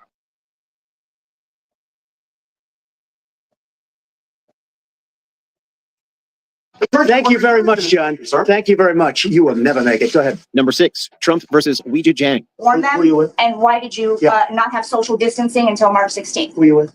I'm Weijia Jiang with CBS News. Like we said, you're going to see a bunch of these. The senior White House correspondent from CBS News, Jiang frequently came to verbal blows with Trump as the COVID-19... Oh, his fucking face, man. He's a fucking devil, I swear to God, in my opinion. He is so right. pandemic snowballed out of the president's control. Trump, at these conferences, was perceived as making veiled remarks as to the reporter's Chinese heritage. One such encounter saw Trump straight up insulting Jiang for her line of questioning, in addition to lying about the number of COVID deaths that had occurred up until that point. We're banning China from coming in. Nationals. But by the way, not Americans who are also Nice and coming easy. from China. Nice and easy. Just relax. We cut it off. For context, Trump had repeatedly been criticized for remarks which blamed China for, in his view, failing to contain the spread of COVID. Number 5, Trump versus Caitlin Collins. You held on to those documents when you knew the federal government was seeking them and then had given you a subpoena to return them. ready? Are you ready? Can I talk? Yeah, what's next? Oh my God. I'd put this motherfucker right in his place. I swear to God. This motherfucker. Unstoppable force meets the immovable object. Trump headed directly into the lion's den, a televised CNN town hall in which he often became argumentative with host Caitlin Collins. His characteristic hostility for the press on full display, the former president referred to Collins as a, quote, nasty person for, as he perceived it, not letting him answer a question about hoarding documents sought by the federal government. Do you mind? I would like for you to answer the question. Okay, it's very simple to answer. That's why I asked it. It's very simple to you're a nasty person. A sympathetic crowd cheered the former president on at his comeback. He took a second to let it sink in with them before continuing with his answer. Number 4, Trump versus Marco Rubio. If he builds the wall the way he built Trump Towers, he'll be using illegal immigrant labor to do it. Ooh, that was a good one, Marco. Such a cute soundbite. But keeping the events of the 2024 U.S. presidential election in mind, it's somewhat amusing to watch Florida Senator Rubio duke it out with then-candidate Trump in 2016. After all, before Trump decided on Ohio Senator J.D. Vance as his 2024 running mate, Rubio was reportedly a top 3 contender. One thing Rubio and Vance have in common besides their jobs, they were both, at one point or another, vocal Trump haters. Here's a guy that buys a house for $179,000. He sells it to a lobbyist who's probably here for $380,000, and then legislation is passed. You tell me about this. Come on, dude. This fucking guy. Like nobody ever fucking sells their house for a higher price if the market is that way. You know why I think he fucking has people around him that used to not like him, so that if there's ever another thing like that went on with, Mike Pence, he don't give a shit. Go ahead, hang him, do something, This guy. Although Vance's past comments that Trump could be, quote, America's Hitler are laughable now, they almost pale in comparison to Rubio's animosity toward Trump, which he often made explicitly clear in the 2016 Republican primaries. He lied, 100%, 100%. You lied about the Polish Oh, workers. yeah. You lied to the 30 students of 38 Trump years ago. University. 38 years ago. Oh, he lied 38 years ago. All right. I guess there's a statute of limitation on lies. Number 3, Trump versus Jim Acosta. Here we go. That, well, if you don't mind, Mr. President, that this caravan was an invasion. As you know, I Mr. President, consider it to be an as you know, Mr. President, the caravan was not an invasion. It's a group of migrants moving up from Central America towards the border with the U.S. In case you didn't know, Trump's biggest enemy within his despised liberal media, it would almost certainly be CNN, a network that Trump has often vocally criticized for being, quote, fake news that doesn't portray him fairly. Yeah, That fucking like CNN's fake news. bubbling resentment spilled over at one fateful press conference in 2018. Your campaign had an ad showing migrants climbing over walls and Well, so that's on. true. But They weren't actors. They're not going to be doing They that. weren't actors. Well, no, it's true. Do you think they were actors? They weren't actors. They didn't come from Hollywood. Amidst conservative media stoking fears that a migrant caravan was making its way up to the U.S. and harboring nefarious aims. Attempting to Okay, Sophia. challenge Trump's fear-mongering, Chief White House correspondent Jim Acosta verbally tussled with the president, to which Trump responded by insulting Acosta and CNN as a whole. I think you should let me run the country. You run CNN. All right. And if you did it well, your ratings Let me would be ask, much if better. I may Okay, ask that's one other enough. question, Mr. President, if I may ask Peter, one go other ahead. question, are you worried? That's enough. That's Mr. enough. President, I That's was going enough. to ask one of the other folks. That's enough. Number 2, Trump versus Joe Biden. I just won 2 club championships, not even senior, 2 regular club championships. To do that, you have to be quite smart and you have to be able to hit the ball a long way. Is it fair to say by now that the first presidential debate of 2024 was the most consequential ever? While What a fucking idiot. that's going to be up for debate for a long time, it's inarguable that this debate was immensely impactful. That owes to the fact that after this debate, President Biden was harshly criticized for his fatigued, lackluster performance, and after weeks of calls to step down, relinquished the Democratic nomination. Look, I'd be happy to have a driving contest with him. The reason I got my handicap, which when I was vice president, down to a 6. And by the way, I told you before, I'm happy. He's such a fucking smug fucking turd. He really is a fucking bastard. Someone, oh my God. You play both if you carry your own bag. Biden's fiercest moment came, bizarrely enough, after former President Trump dared to critique his golf game. While Biden was the clear loser, it's hard to say that Trump was any kind of winner, especially when you consider the juvenile Face. That is a fucking nasty ass devil face. mudslinging that this debate consisted of. That's the biggest lie that he's a 6 handicap of all. I was an 8 handicap. Yeah. 8. I had, you know, I mean, I've seen you swing. I know you swing. Before we continue, be sure to subscribe to our channel and ring the bell to get notified about our latest videos. You have the option to be notified for occasional videos or all of them. If you're on your phone, make sure you go into settings and switch on your notifications. Number 1, Trump and Mike Pence versus Nancy Pelosi and Chuck Schumer. You have the votes. You should pass it No, we don't right have now. the votes, Nancy, because in the Senate, we need 60 No, no, votes. but in the House, And we don't you have could it. bring it up right now. Yeah, but I today. can't, excuse me, but I can't get it passed in the House if it's not going to pass in the Senate. I don't want to waste time. Well, If there's anything you can count on from Look what happened to her poor husband. Attacked with a hammer. Fucking this guy. Donald Trump, it's that he's predictably unpredictable. Infamous for his rambling, monologuing, stream of consciousness style of rallying and campaigning, then President Trump brought those qualities to what was meant to be a routine press briefing in 2018. Seemingly unable to help himself, Trump sharply veered from his talking points and simultaneously argued with House Speaker Nancy Pelosi and he'll never be a Nancy Pelosi, I'll tell you that much. I can't believe she's resigning, but she's been in for a long time and her husband is not the same anymore. What a shame. Senate Minority Leader Chuck Schumer. Nancy, we need border security. It's very simple. Of course we do. We need border security. People are pouring into our country, including terrorists. We have terrorists. We caught 10 terrorists over the last very short period of time. As described at the time by Andrew Rastuccia and Elena Johnson for Politico, quote, Trump handed Democrats what they consider a massive gift, a direct and unqualified admission on live TV, no less, that he will be responsible for a government shutdown, end quote. You want to know something? You've said okay, you want to put that on You've my said it. I'll take it. Okay, good. You know what I'll say? Yes. If we don't get what we want, one way or the other, whether it's through you, through a military, through anything you want to call, I will shut down the government. Okay. Which Donald Trump moment has What you a fucking baby ass motherfucker. shocked the most? Let us know in the comments below. So do you acknowledge that you didn't think? Keep your voice down, please. Keep your voice down. Did you not? How many cases were in the United States? I did a ban. Did you enjoy this video? Check out these other clips from Watch. Idiot. He's an idiot. Fucking embarrassing that this guy is It's supposed to be our leader. Fuck.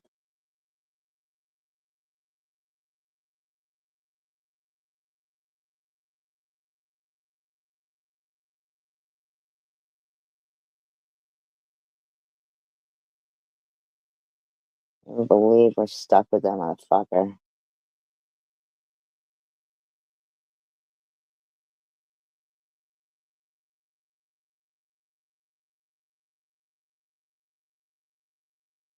Wait for the crack.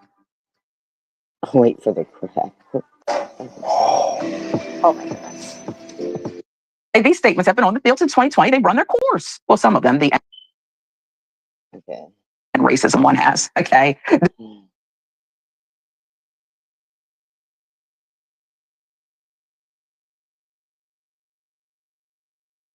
Fumbled the ball because they are who we thought they were. Denny Green said that, right? In that beer commercial. They are who we thought they are. And we let them off the hook. Remember those commercials, Jackson? Are you too young? Here's, they had all the coaches, Herm Edwards, all the coaches, and they did the mock press conference and those stupid beer boys. Now I'm dating myself. You look it up, you'll see it was great. These were great commercials, okay? They took the real clips from the press conferences and they reacted to them differently. At any rate, it has nothing to do with the story.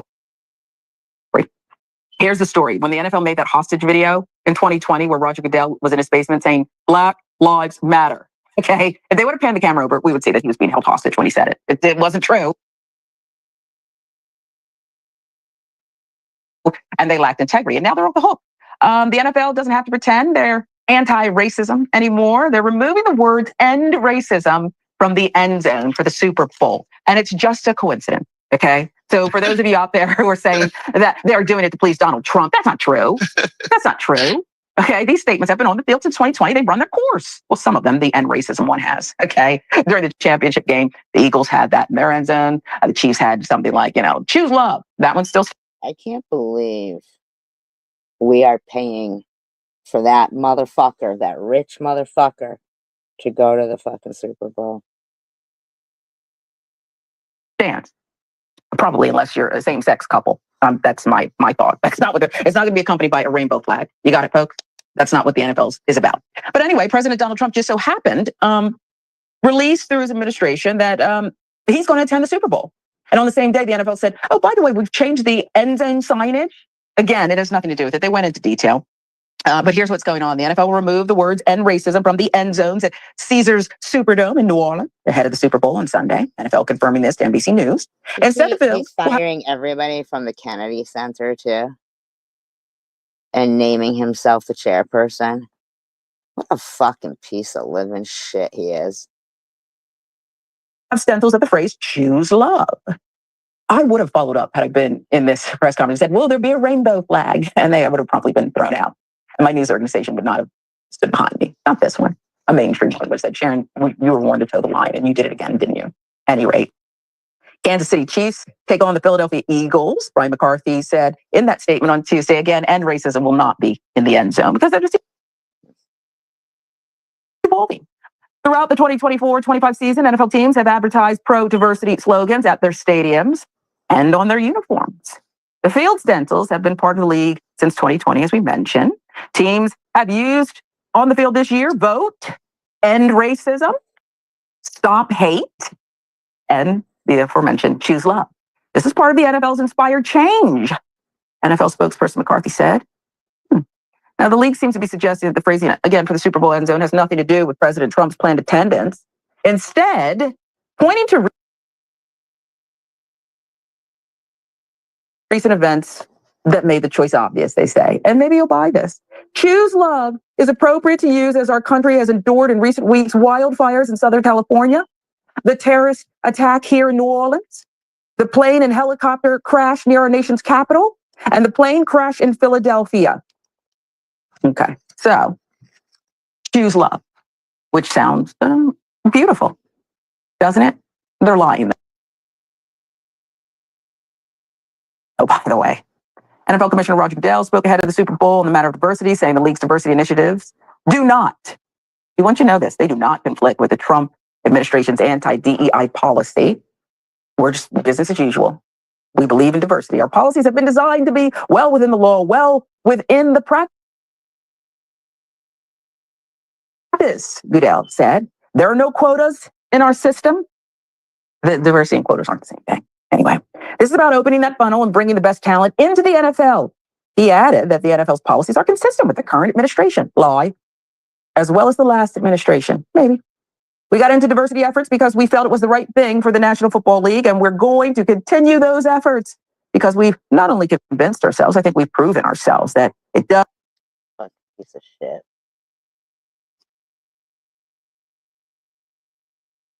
And It's a surprising reason people were healthier in the 70s. Chuck and I were both around in the 70s. Yeah. People just looked healthy. Okay, this is weird. At the time I'm recording this, Donald Trump has recently been sworn in as president, and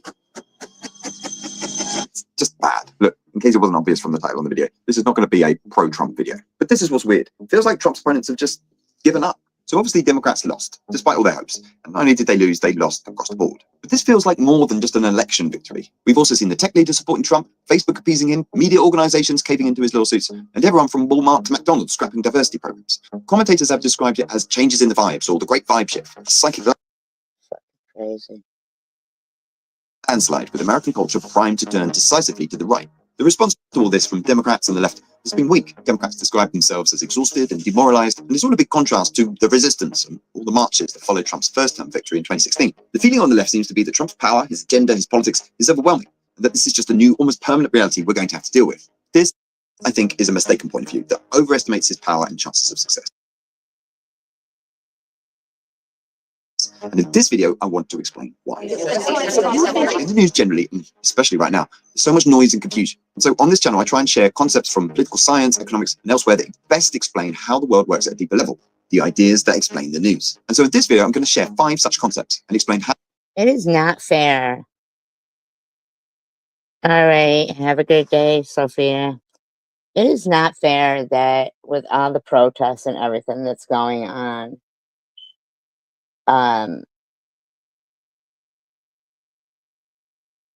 that they're not paying attention to the fact that obviously there's a fucking problem.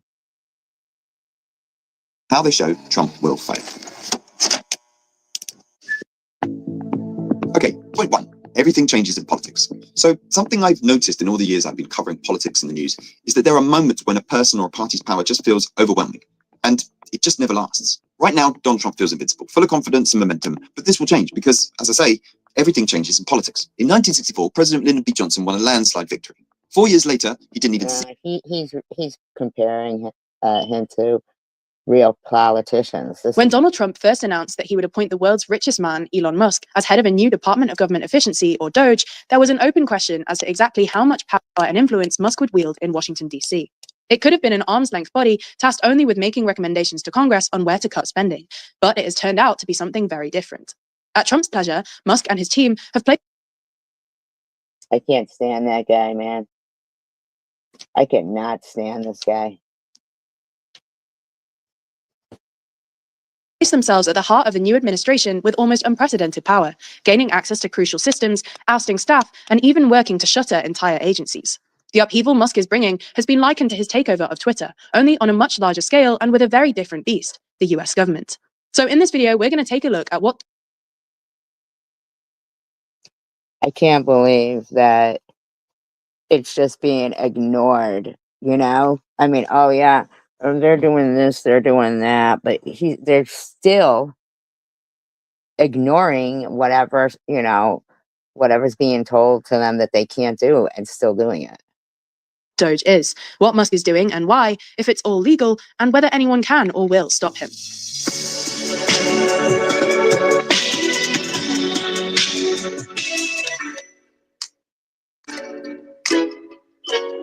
Explore which world leaders are winning and which are losing every week with our new podcast, The World Leader Leaderboard. Find it over on the TLDR Podcast YouTube channel or in your favorite podcast app. So what is the Department of Government Efficiency? Well, despite its name, Trump didn't actually create a proper federal department. That would need to be done by Congress. Instead, Trump renamed and repurposed the already existing United States Digital Service, which was created by Barack Obama. Trump's executive order tasked DOGE with modernizing federal technology and software to maximize governmental efficiency and productivity. As for Musk's personal role, he's obviously not a Senate-confirmed department head, and after much questioning by the press, the White House clarified that Musk was working as a special government employee. He's not being paid for the role, and the status allows individuals to serve up to 130 days, though it's unclear. Oh, can't stand his face either. How long Trump envisions Musk serving. The designation may also allow Musk to avoid having to publicly file financial disclosures. However, special government employees are prohibited from participating in matters that may feature financial conflicts of interest. So, given the number and size of companies that the world's richest man runs and his billions of dollars in federal contracts, the potential. Okay, that sounds good.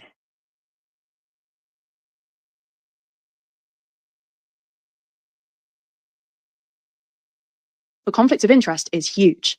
Trump has insisted that Musk will be kept away from such conflicts, although the White House press secretary later effectively said that it's Musk's own responsibility to recuse himself when facing a conflict of interest. But what are Musk and his young engineer staffers actually doing? On the day Trump took office, January the 20th, Musk's team commandeered the Office of Personal Management, or OPM, which is effectively the human resources agency that manages the federal workforce. On January the 28th, the OPM sent an email to some 2 million federal employees, offering them a resignation package. Yeah, we got it. Yep, we sure do. Hi, crime scene, Louis. With a promise of pay through September, though there were questions as to whether that funding can actually be guaranteed, and unions have strongly opposed the offer. This forms part of Musk's goal to slash the size of the federal workforce, and the Trump administration is reportedly planning widespread layoffs soon, leaving those who don't accept the offer at risk. Others could be encouraged out by other means. Russell Vought, Trump's pick to head the OPM, said in a 2023 speech, "We want the bureaucrats to be traumatically affected. When they wake up in the morning, we want them to not want to go to work because they are increasingly viewed as the villains." That's intimidation. Arguably the biggest event, though, was Musk gaining access to the Treasury Department's payment system, which distributes more than $6 trillion a year on behalf of federal agencies and contains the personal information of millions of Americans who receive Social Security, Medicare, tax refunds, and other money from the government. A top career official at the Treasury reportedly tried to resist allowing DOJ access to this system, but suddenly retired last week, and Trump's Treasury Secretary, Scott Bessent, granted Musk's team access. Musk also has his sights set on the U.S. Agency for International Development, or USAID. Yeah, he's already done all this shit. Already took it all. They're taking it all. They've got the nuclear codes. I mean, this motherfucker could sell it all and you're hold as fucking hostage to him. Fucking guy. Piece of shit. And I have no problem saying that because that's how I feel. I feel like he is a fucking piece of living shit.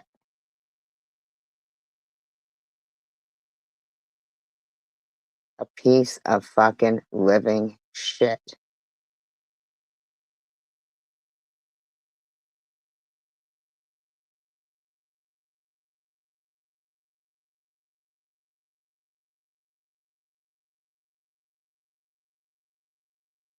And this is another one.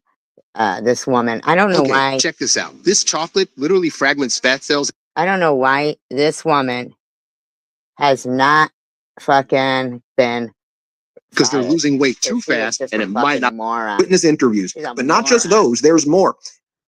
MAGA Republicans have their forks and knives out for MAGA Mike Johnson, the current Speaker of the House, and one of their lines of attack on MAGA Mike Johnson, this is MAGA on MAGA violence here, folks, is they're saying that MAGA Mike Johnson is covering up a congressional sexual slush fund where by members of Congress have paid off victims of sexual assault and sexual harassment, and specifically Republicans using this slush fund. And this comes in the wake of Marjorie Taylor Greene making. Where's the fucking money coming from? What, taxpayers paying for that too? Unfucking real. Comments about this as well. Will MAGA Mike survive this? And when I say they're attacking Republicans, and this is Republican on Republican with this slush fund, look what Marjorie Taylor Greene had said. She goes, for my Republican colleagues in the House and Senate, she goes, let's put it all out there for the American people to see. Yes, all the ethics reports and claims, including the one I filed. She's addressing this to Republicans. All your sexual harassment and assault. What the fuck? So So they're like admitting they got a bunch of fucking sexual predators there. Wow. Unreal. Claims that were secretly settled, paying off victims with taxpayer money. Wow. The entire Jeffrey Epstein files, tapes recorded. Unfucking real. Unreal. We've been getting fucking screwed for a long time, man. And so have they, I guess. Witness interviews, but not just those. There's more. Epstein isn't the only asset. If we're going to dance, let's all dance in the sunlight. For my Republican colleagues, all of the MAGAs on Trump's social media platform. How is she not fired? I don't even understand. How is this not even being looked into further? I mean, what the fuck? Are making posts like this about MAGA Mike Johnson. Photos of him that say Democrats little bitch, traitor. It's not because they're weak. It's because they're compromised, missing Republican spines. Mike Johnson, pack your shit. Retruth if you agree. One of the MAGA Republicans leading the charge to get rid of MAGA Mike Johnson is. I wonder why they don't like him anymore. Did he like turn or is he against what's going on with Elon? Thomas Massey, a MAGA Republican, and he's saying, release that slush fund list, release that slush fund list. One of the things, though, here as well is, where are the Democrats on this? Do you hear Democrats pounding the table and saying, yeah, release the list. Let's go after the MAGA Republicans. They're eating their own. Democrats are like shying away from all of these areas, both their accomplishments and the easiest ways to go after MAGA Republicans. In any event, Jake Sherman, who covers the Capitol Hill closely, he says this. Yeah, that's kind of really getting on my nerves. This is a very daunting situation now for MAGA Mike Johnson, as more MAGA Republicans are coming out as saying they're either not supporting MAGA Mike Johnson or they are undecided. As Haley Talbot on CNN writes, razor tight margins for Speaker Johnson on January 3rd. That's when the leadership vote is set to take place. You have Thomas Massey.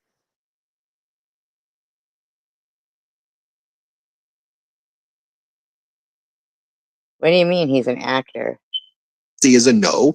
Victoria Spars is making demands. A dozen or so still publicly undecided. And you look at all of these people who may turn against MAGA Mike Johnson. Now, Donald Trump's not really helping MAGA Mike Johnson. On the one hand, you have Donald Trump seemingly saying that he supports Mike Johnson. It's like kind of this incoherent mess of a message right here with all caps. And eventually when you look at the very bottom of it, it says Mike has my total endorsement, MAGA exclamation point. But then he made other posts where he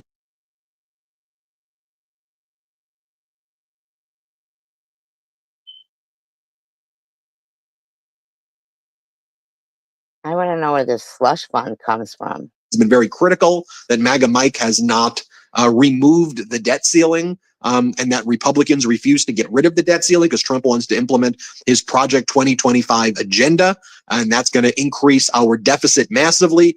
Economists predicted that Trump would add about $5 to $15 trillion to our debt. He added 29 trillion last time. He previously caused about $8 trillion of debt to be increased in Trump administration one.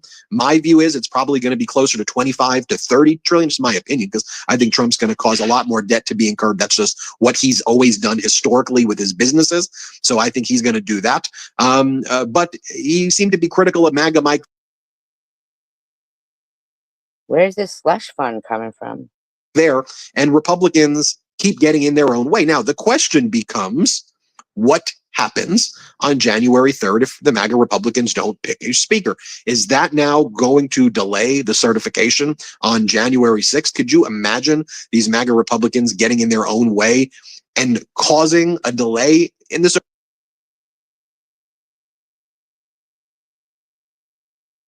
So this is before he was even sworn in. I mean, to hear that there was a slush fund to pay off their, sexual debacles. I can't even believe that people were, what the fuck?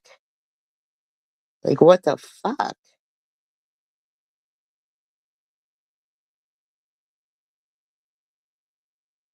Shit's fucking bullshit, man. 3 things you should never do if your dog is suffering from arthritis. Number 1, giving them glucosamine chews. Number 2, feeding. First time, and we don't need to go back and listen to it again. And number 2, I haven't been referring to him as President Trump. And it's not because I'm trying to be petty and be like, oh, he's not my president. I'm not trying to be that guy, but it's because he clearly is not the one in charge anymore. It's so blatant. Yeah, well, I'm not going to call Elon President Elon either. Okay, crime scene Louie. Blatantly obvious that now Elon Musk is the one pulling the strings. It's so blatantly obvious that Donald Trump sold this country out to Elon Musk to avoid jail. And every decision that's being made seems to be running through Elon Musk first. And now we're seeing Elon get in here and get his hands on the Treasury Department and on the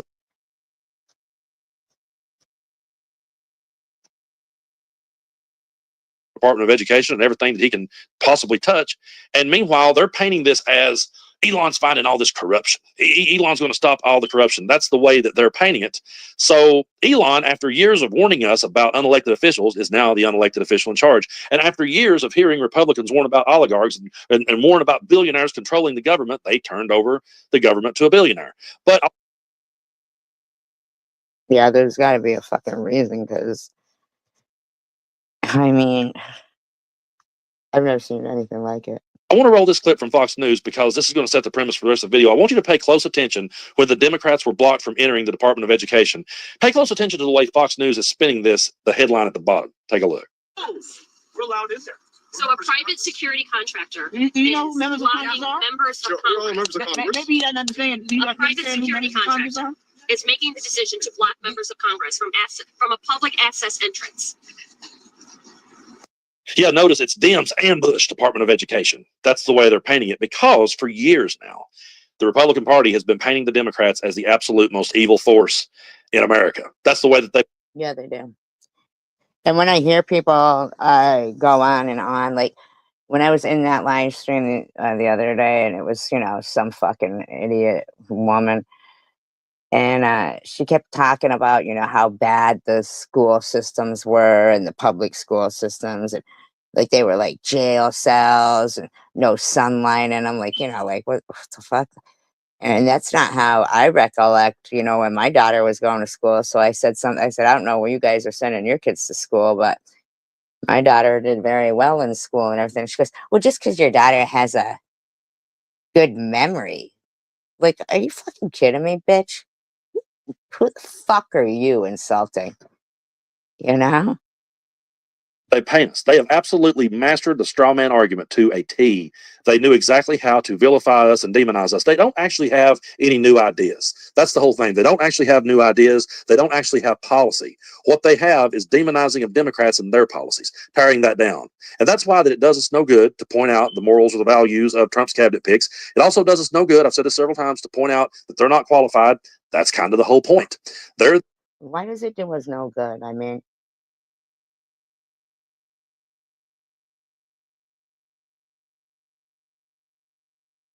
doesn't make sense to me.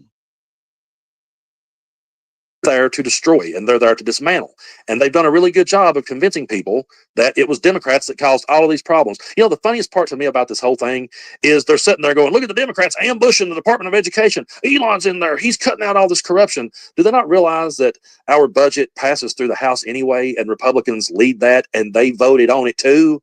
So these Republicans get to stand back now and go, oh, yeah, look what these evil Democrats done. Look at all the things these evil Democrats. Where did they skim money from for their slush fund? Like, from where did they must have skimmed some money from. Democrats spent money on when they themselves voted right along with it.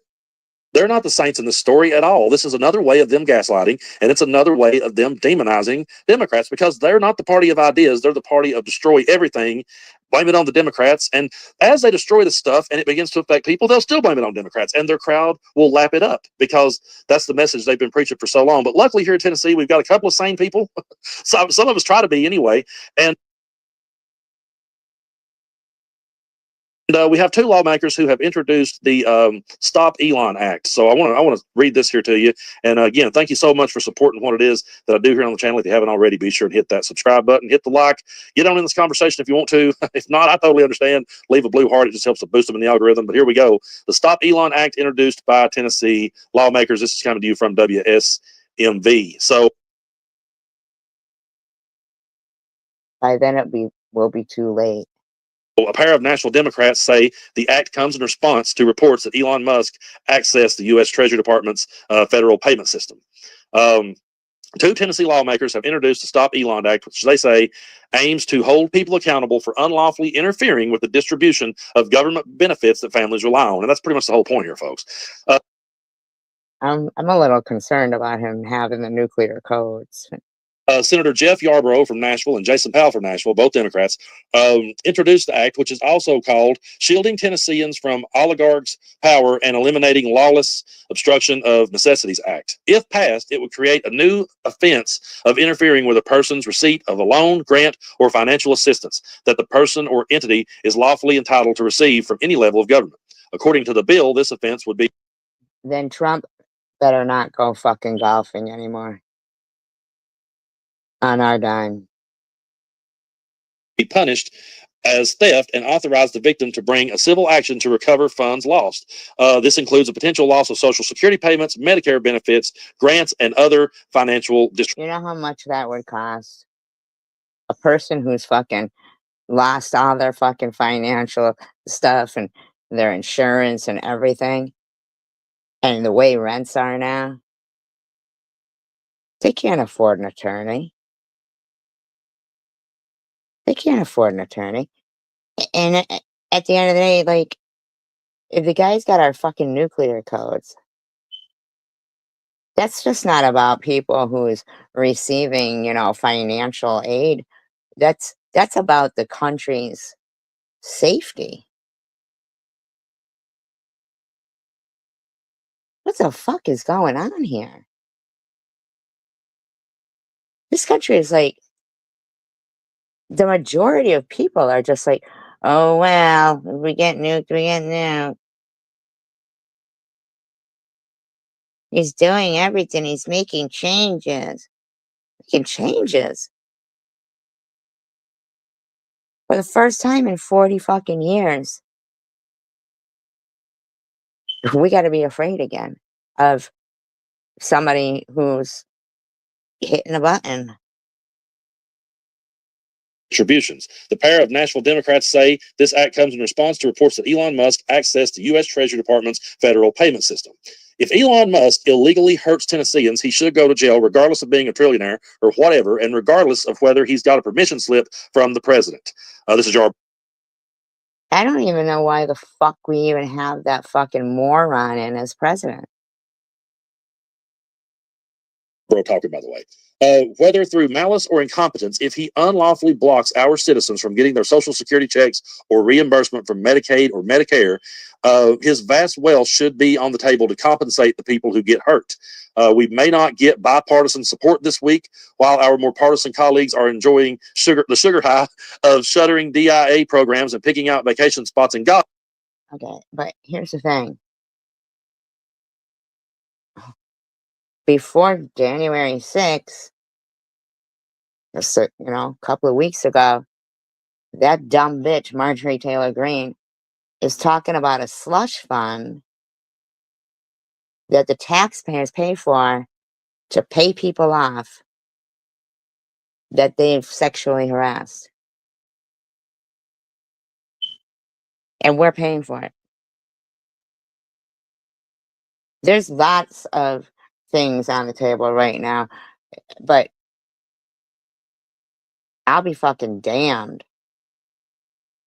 if this is like gonna be okay. I mean, seriously, they're so fucking lucky that I'm not one of those fucking representatives there, Republican or Democrat. I wouldn't give two fucks, man. Lock those fucking doors. Nobody's leaving until you motherfuckers tell me about that slush fund and how the fuck you think you're gonna get away with what you just said. Plaza, but you'll see a bipartisan response materialize quick enough if the overreach of some 20-year-olds lead to the closing of preschools, overdose prevention programs, and rural hospitals. And then Representative Powell had this to say: Tennesseans who work hard and play by the rules should never have to worry about a billionaire meddling in their financial. No, not just Tennesseans, Americans. Security. People like Elon Musk need to understand that they are not invincible, and the Stop Elon Act makes it crystal clear that no one is above the law. If you interfere, Yeah, they are, because he's telling them to go into the Pentagon now. Hegseth has appointed his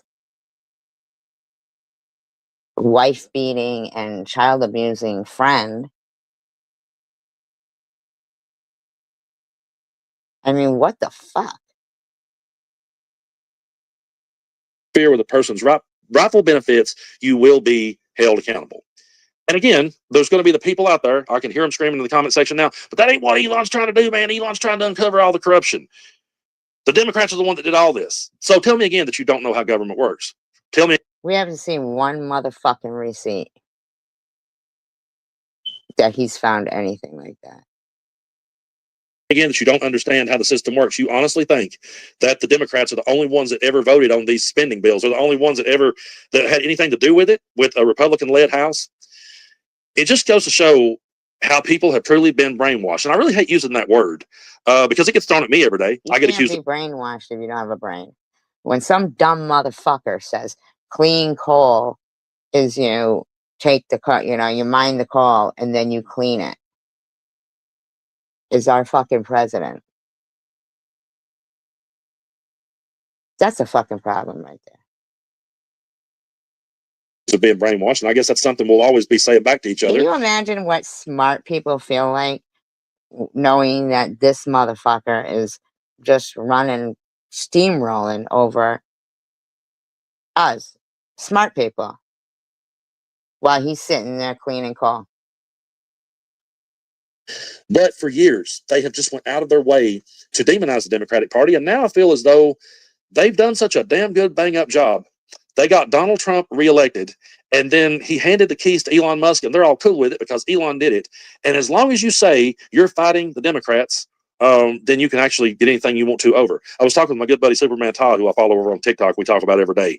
And he said, you know what? He said, I used to think that being a right-wing influencer would be the easiest thing because you don't have Who the fuck would want to be a right-wing influencer? have to face accountability. You can just say whatever the hell you want to, and everybody will just roll with whatever you say. And if you get caught in some bullshit lie, you can just turn it real quick and go, well, a lot of people are saying it. There's a whole lot of people out there who believe it. But then he said to me, he said, you know, man, actually, it would be easier to be a Republican lawmaker because you could go in there and you could vote for anything you wanted to, get whatever you wanted to passed. And then when it come back to bite the voters in the ass, oh, look, the Democrats did it. That cocksucker sat there with Nancy Pelosi and Chuck Schumer and said, yeah, I am going to shut down the government. If we don't get everything we want, I'm shutting down the government. Like he thinks that's how fucking... What a fucking dumb motherfucker. And in the meantime, we're paying for this fucking nasty ass, turd smelling, unintelligent piece of crap to golf all the time. That's what we're facing. So what I think we need to do going forward, and folks, I'm not the guy that's got all the answers. I'm just thinking out loud. I think we have to continue to focus on our policy, focus on our principles and our ideas, and push those ideas forward, and let people understand that we're the party of ideas and they're the party of destroy it all in hopes that it works better the next time. I do not understand. I mean, I understand where the whole burn it down mentality comes. Nothing is going to work better when you have a fucking complete moron. A moron in the office. From. I understand that there's a lot of people out there, the system doesn't work for them, they're struggling, they're having a hard time making ends meet. I get it that they say to themselves, well, let's just dismantle all this and just tear all this down and let's just see where all the corruption is. But what they don't realize is the way that Elon Musk is going about it is going to hurt working people. That's the part that they're missing. And we've just been gaslit so badly and we've been demonized so badly. Now, you know, you've got Donald Trump saying that Joe Biden can't have access to classified documents. He may Yeah, because he don't want to fucking, he don't want anybody to notice that they're all fucking gone.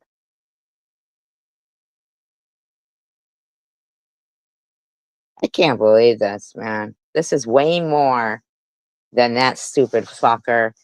You know, this is a guy who's got the nuclear codes. This is about a bunch of sexual predators that the taxpayers, pay off the hush money to their fucking victims. revoke his security clearance and all this. And they're saying, well, Biden started it. Biden did it first. Well, Biden did it because Donald Trump was involved in January 6th. And at that particular moment, it wasn't really the best idea for that guy to have our classified documents. It sure as hell was never a good idea to put him back in there, but yet here we are. They're the ones that were the corrupt. That piece of shit stole that fucking bust of Abraham Lincoln. Had a fucking box full of classified documents. And nothing happened to him. All that shit is treason. I'm not saying Democrats are perfect. Don't spin it that way. But there is a shit ton of corruption in the Republican Party that we've been calling out constantly. And what they've managed to do on these bro podcasts and all these talking spaces that they have is just sit there and every problem they had, the Democrats somehow caused that problem. And that causes everyone to look right past all the corruption that the Republican Party did right in front of their faces. We covered stories that the Republicans was doing right to them, and they still found a way to twist it and say that. Like they shouldn't be allowed to pardon criminals. I don't think on either side, Democrats or Republicans, those presidents, right before they get out of office like that, they shouldn't be allowed to pardon criminals. Perhaps the country is offended by the shit they've done. Perhaps the country doesn't feel fucking safe with these people around. The fuck? Like, what are we? Just, billionaires, they can choose to pay taxes because if they're just writing down assets and not real cash, and but the regular guy who can barely make ends meet, we just take the taxes right out of their checks. Then the motherfucker's given fucking like a 35% tax cut to the corporations while increasing our deficit. And now he wants to remove the cap on the. Who the fuck does that moron think he fucking is? That wasn't the case. So that's what we're up against. And it's going to be a long, hard road out of this. I just try to stay hopeful. And I always tell my friends to take care of your mental health and take care of yourself, take care of your family, spend time with your families. Get out, walk your dog, read a book, play a video game, watch a documentary. No. We want our country back.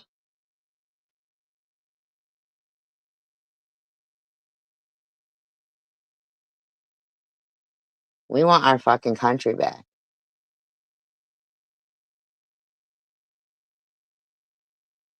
I'm sick of this shit, man.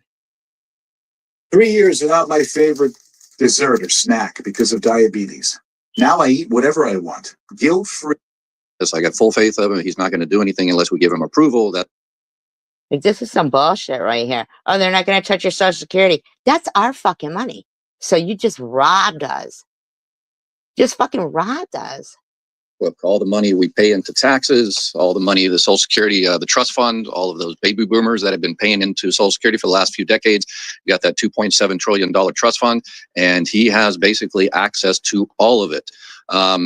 President Trump just came out today and said, yes, he has access. I got full faith of him. He's not going to do anything unless we give him approval. Yeah, you fucking give him approval, Trump, you motherfucker. You know you will. That's the only thing. He's only going to look for bad actors, possibly fraud, waste, and abuse. And a lot of talking heads out there are wondering, what can he do? What can he do? Well, I'm going to tell you exactly what he can do based on my decades of inside the bureaucratic beast experience at Social Security. So a lot of people out there, the talking heads, news channels, just aren't putting the kind of the dots together and connecting the dots and seeing exactly what can happen. And so if you're new to my channel, this is also, I'll talk about this kind of could be dangerous. Hopefully it's not, but I'm going to give Elon Musk, if he wants to reach. I'm sorry, but that's our fucking money. We put that in there. They took it without us, saying okay, because we believed that it'd be protected and some, fucking douchebags wouldn't fucking steal it. Reach out to me. If Doge wants to reach out to me, I can give him some pointers on how to make sure they don't mess this up and freak out a lot of people. A lot of people out there are stressing, people on Social Security, retirement, survivor benefits, disability. A lot of people are wondering whether their benefits are safe. So we need to, it's fine to go after fraud. They're not fucking safe. Fraud, waste, and abuse. If you need help doing that, reach out to me. I'll be more than happy to help. But we need to do it strategically. We can't go out there and look for 1% or 2% or 10% of the people that we think don't deserve whatever benefits they're receiving, and in the process stress out the other 90% and possibly stop their benefits. And excuse me, Social Security. That people get that at a certain age. How are you going to fucking determine? Oh, that person doesn't deserve it. We saw recently a memo went out, a directive went out from the White House stopping essentially all payments, and the entire country freaked out. Rightly so. All the states and people on Social Security and Medicare and Medicaid and Section 8 housing and Meals on Wheels and all the rest of it. And the White House had to go back in there and rescind it. So let's make sure that doesn't happen again. And this is what this video is going to. On a temporary basis. Are you fucking kidding me? They should have stormed the fucking wherever the fuck they were and said, hell to the fucking no, motherfucker. Don't you touch our money. Going to be about. So hopefully Elon and his very young team of programmers and people that are in the payment system today that all are in criminals too. All with past criminal behavior. Checkbook.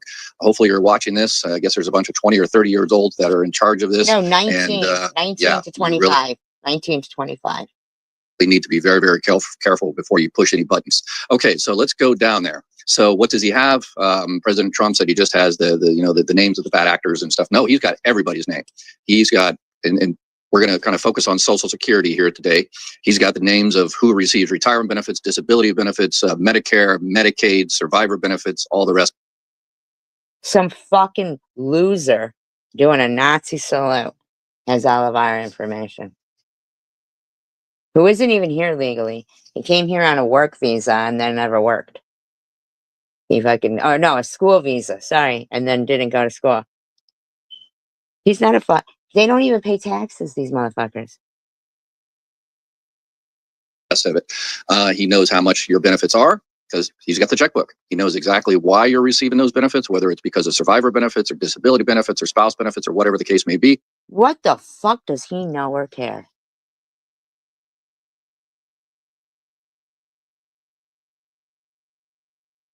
I am so sick of this. 3 fucking weeks and we're being torn apart by fucking vultures. And what's their end game? Well, as he mentioned straight out, that Doge is there to cut $2 trillion. Okay, then we do not want to pay one more fucking penny for that fat fuck Trump to fucking golf. From the budget. And we want that fucking slush fund looked at too. And any motherfucking contract that fucking Elon gets, no more. No fucking more. That's going to be a very tough get. And within a few weeks, Elon Musk realized that's going to be very, very tough. So he kind of backed it down to about $1 trillion. Okay. All right. And he wants to cut fraud, waste, and abuse and all that. And everybody is on, I think, across the board. It doesn't matter what political spectrum. Fraud and abuse is us having to pay for sexual predators hush money. Fraud and abuse is us having to pay for some fuck turd to golf. Fraud and abuse is some fucking douchebag having billion-dollar contracts that will equal up to trillions after, the years that he's signed on for. That's conflict of interest, but he doesn't have to show his sign. Oh, fucking hell to the fucking no. You're on. We all don't want fraud, waste, and abuse. So 100%. Well, hey, then they better start pointing the fucking finger at themselves then. Go after fraud, waste, and abuse. But you have to go over it. You have to go after it correctly, because if not, then you're going to have a lot of people out there, and a lot of people, Okay, you're trying to explain and justify fucking with people who put that money in there. Bottom line is, though, there's 3 examples I've just shown. Just three. Of where we could probably get that $2 trillion. End his fucking contracts for shit we don't even fucking want or need. Because it's a conflict of interest, and that's illegal. What he's been doing is illegal. Fucking lock him up. Tell Trump the next time he wants to golf, it's on his fucking dime.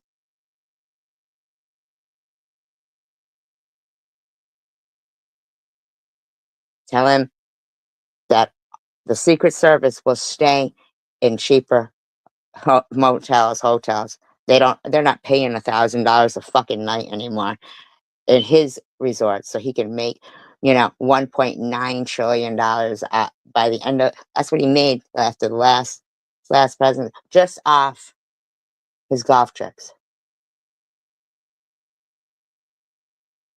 That's what we paid. Tell those sexual predators no more slush fund.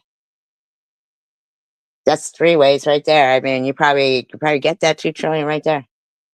But no, they just want to abuse the abused. They just want to keep abusing the abused, and they think they're going to sit here and make fucking videos while some dumb motherfuckers stood over there golfing on our dime. Other ones are essaying people, and we're paying the hush money for it.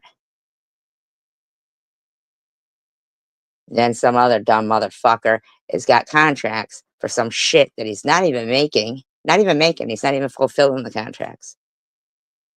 We're just giving him fucking money. I'm not okay with it.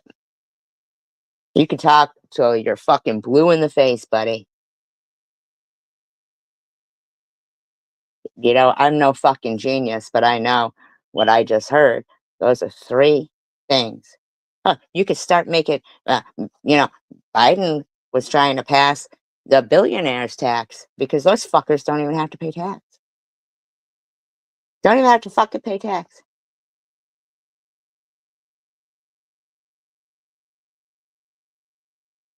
Fucking hell to the fucking no.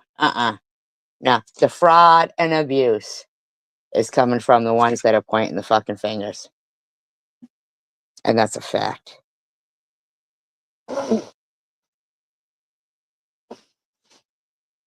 He can go suck a dick. That's a fact, too. Fucking motherfucker. Nope. No more. Something's got to be done, because now I want answers. I want to know what that fucking slush fund is that stupid bitch was talking about, too. And they're all a bunch of dummies, too. We're taking fucking, we're being run by some douchebag that thinks people fly around in invisible jets and fucking clean coal is fucking, you take it and you wash it. What a fucking dumb fuck. We look stupid. Voted in by a bunch of weirdos that don't even know what the fuck they're doing. Stupid. Peace, love, and tacos. United we stand, divided we fall. And fucking, don't be letting this motherfucker grab people by the pussy. Peace, love, and tacos. I appreciate you all.